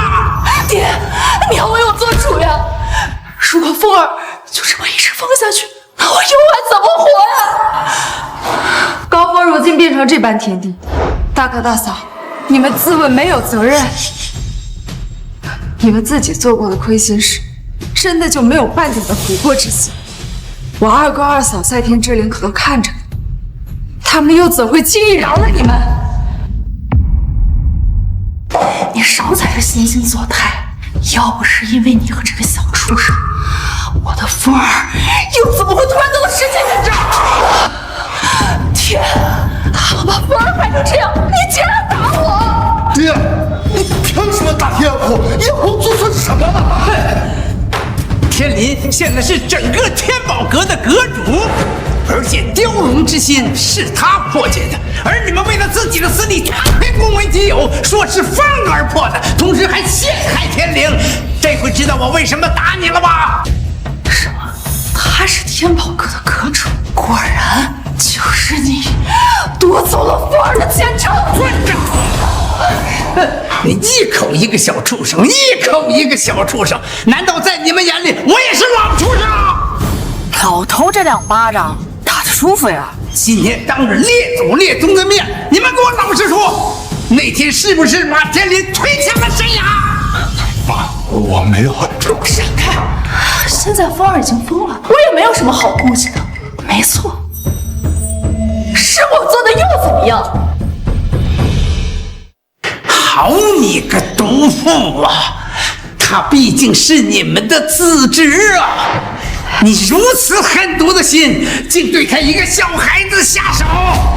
一个什么都不会的小废物，他凭什么继承家产？我只不过是多为风儿着想，我有什么错？继续吵，继续闹，再过了1天啊，你儿就真没救了。你说什么？你有办法治好风儿的疯病吗？是，又怎么样？我凭什么救他？天林，之前的事情都是我做的不好，只要你能救风儿，你让我做什么，我都答应你。天林，都是伯父不好，你行行好，救救你堂哥吧。天灵啊，风儿毕竟也是爷爷的孙子，你看他爷爷。老头，你偏心他们，你的面子不够。天灵，堂姐求你救我弟弟一命吧！行吗？看在雪城的面子上，我可以救他，但我有一个条件。你说，哪怕你让我去死，我都毫不犹豫。我对你的命没兴趣，除了雪城姐，我要你们一家离开高家，永远不能踏入半步。天林，他毕竟是你的血亲呢，我就一个条件，答不答应，看你们自己。好，我答应。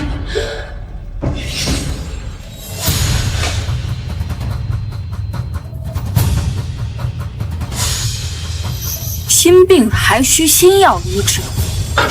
我操！本尊收了你！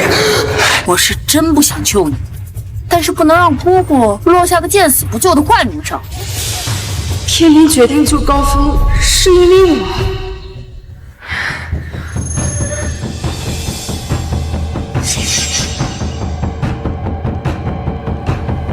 起来！传闻这玄宝杵不但是鉴宝的宝贝，而且还有唤醒神智的功能。今日一见，果然如此啊！当年唯有神剑祖师知道玄宝杵唤醒神智的用法。500年过去，天灵竟然也会。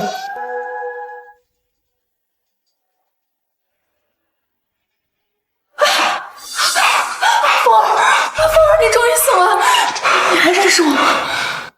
娘，爹，我怎么在祠堂里？风儿的失心疯真的好了。这么说，是天灵救了我。小凤，这一次你可得好好谢谢天灵。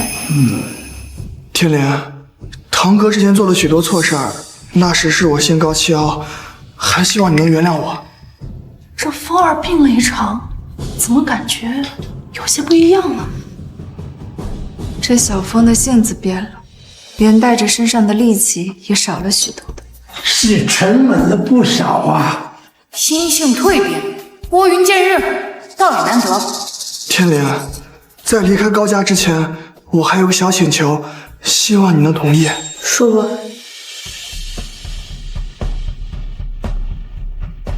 从小，我自诩为鉴宝天才，可直到遇到了你，我才知道我是井底之蛙，只知天上明月。这一次，我想和你堂堂正正比一场。这一次的比试将采用盲剑的形式。小风、天林，你们任选3件藏品，先鉴出3件藏品的真假与年代来历者获胜。此事只分高低，万不可伤了和气哦。放心吧，爷爷。天灵，你要小心点，我已经不是以前的我自己了。切，我还能怕你啊？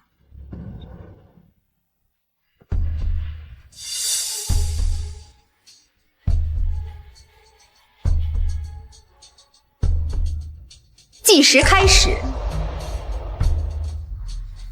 这件砚台表皮厚重，有天然眼状花纹，属于端砚，纹理清晰，雕工精细，属于明清砚的样式，这才是真品。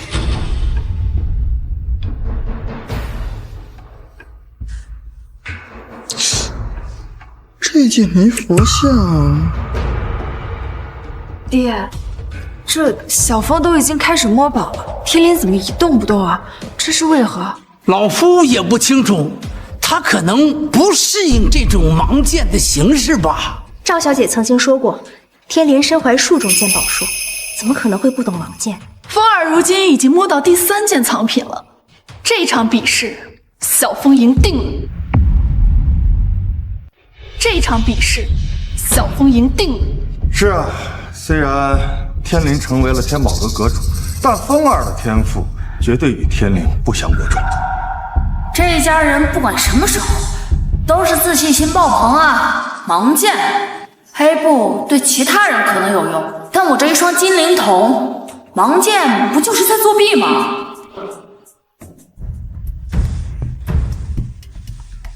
这一件，不管是样式还是纹路，应该都属于宋朝时期民窑制品无疑。3件藏品，2真秘甲，我已经全部品鉴完了。看样子天灵还没有开始，这场盲剑是我赢了。那可不一定，堂兄，你有点高兴得太早了。小峰比天灵快了3秒。小峰，你先讲一下这3件藏品的鉴品结果。明晚清山水砚，官窑真品。这件泥佛像属于近代仿古，虽然不是什么新物件，但仿制的工艺有明显的化学进展，距今不超过30年，是件赝品。不错，它确实是一件仿品，在盲剑的形式下竟能够品出是近代仿古，实在是难得呀！我就说小峰呀，一定行。南宋瓷碗，民窑精品，是真品。姐姐，不知道我刚刚的分析可否有差错？年份、来历没有半点差错。天灵，到你了。他连藏品摸都没有摸，盲剑之下怎么可能说得出来？天灵，你刚刚没有屏保，难道是对我提出的挑战有所不满？我才没有那么小心眼呢。第1件，清早期紫砂鼻烟壶，真品。这第2件，上周刚烧的新瓷，仿汝窑形制，赝品。第3件，高古汉白玉，真品。这真是闻所未闻呐！在盲剑的形式下，连藏品都不用碰就能鉴宝，难不成是刚刚取下黑布就能一眼品鉴3件藏品的来历？天灵能当天宝阁小阁主，名副其实。我不相信天下有如此离奇的事儿，他什么都没干，站在那里就能鉴宝。他刚刚说的一定有问题。天灵的品宝全部正确。什么？想不到这个世界上竟然有如此神奇的鉴宝之术，鉴宝这一行学无止境呀。不过你还是输了，刚刚我时间比你快，这场盲剑还是我赢了。对啊，风儿比天灵要快3秒，在品宝没有差错的情况下，风儿还是最后的赢家。这场比试其实是你输了。我输了？怎么可能？姐姐刚才确认过了，我分析的毫无差错。就是输就大大方方的认输，怎么现在还输不起了？雪城姐，这里有件赝品，你打眼了？我打眼了，都没问题啊。可天灵为什么说我看错了？天灵，你就别卖关子了，连爷爷都没看出来。哎，是哪个藏品的品鉴出了问题啊？这尊佛像不是什么近代仿古，而是真品无疑。什么？它是真品？我再看看。时间一长，土质越松散，稍微一碰就会留下灰。而这个泥佛像土质这么紧实，它怎么可能会是真品啊？小峰说的没错，从佛像的纹路来看，有明显的机器做工痕迹，这怎么可能是一件真品？雪城都说了，它不可能是真品，你就别嘴硬了。这关起门来的比斗，再说了，我们也没有要夺你的家产，不至于输不起。我看是天林刚刚当上天宝阁的阁主，害怕芒剑的事情传出去，影响他的威望。天林，你放心，我们呢一定守口如瓶，输了就认，我们是血亲，不丢人。真品变不成假的，我为什么要认输？好，好，好，既然你说是真品，那你就把这尊泥佛像的年代和来历都说清楚，好让大家心服口服。天灵，这为何是真品？含情解惑。你们啊，都被这尊佛像的表象给欺骗了，这根本就不是什么泥佛像，而是一件唐中期九指观音玉佛像。什么？九指观音玉佛像？据史料记载，九指观音玉佛像是国之重宝，曾被供奉在长安开业寺当中。在一场战火中，这个玉佛像就消失得无影无踪了。虽然在形制上与史料记载中的九指观音玉佛像很相似，但是这明明是泥胎，怎么可能会变成玉的？这件佛像是3年前我路过一个古董摊，我觉得它可以给你们年轻一辈练习眼力的物件，就用50块钱收了它。这怎么可能是那件国宝呢？50块钱？那老头，你算是锦上添漏了。这就是泥胎，怎么可能会是玉质呀？姐姐，你看出这里的门道了吗？造假的人不会大费功夫做一个没有价值的泥佛像，而且在工艺上还漏洞百出。真相只有一个，泥胎只是表象，而真正的宝物在泥胎之内。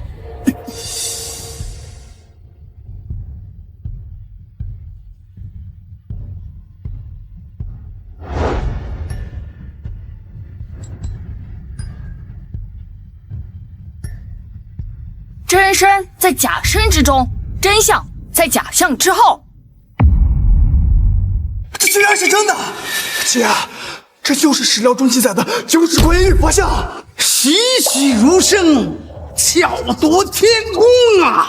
所有人都看不出这泥胎的本质，他到底是怎么看出来的？我算是看出来了，这天灵啊，在鉴宝行当的天赋啊，比起传说中的神剑祖师，怕也是要平分秋色了。我看我们以后还是别自讨没趣儿。我输了，输得心服口服。爹娘，我们走吧。天林，可不可以？不可以，做了错事的人就是要付出代价。爷爷，你保重身体。小姑，你保重。我们走了。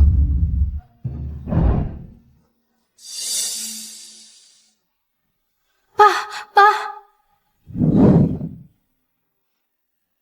天林呐，爷爷老喽，以后高家的事儿全靠我们天林喽。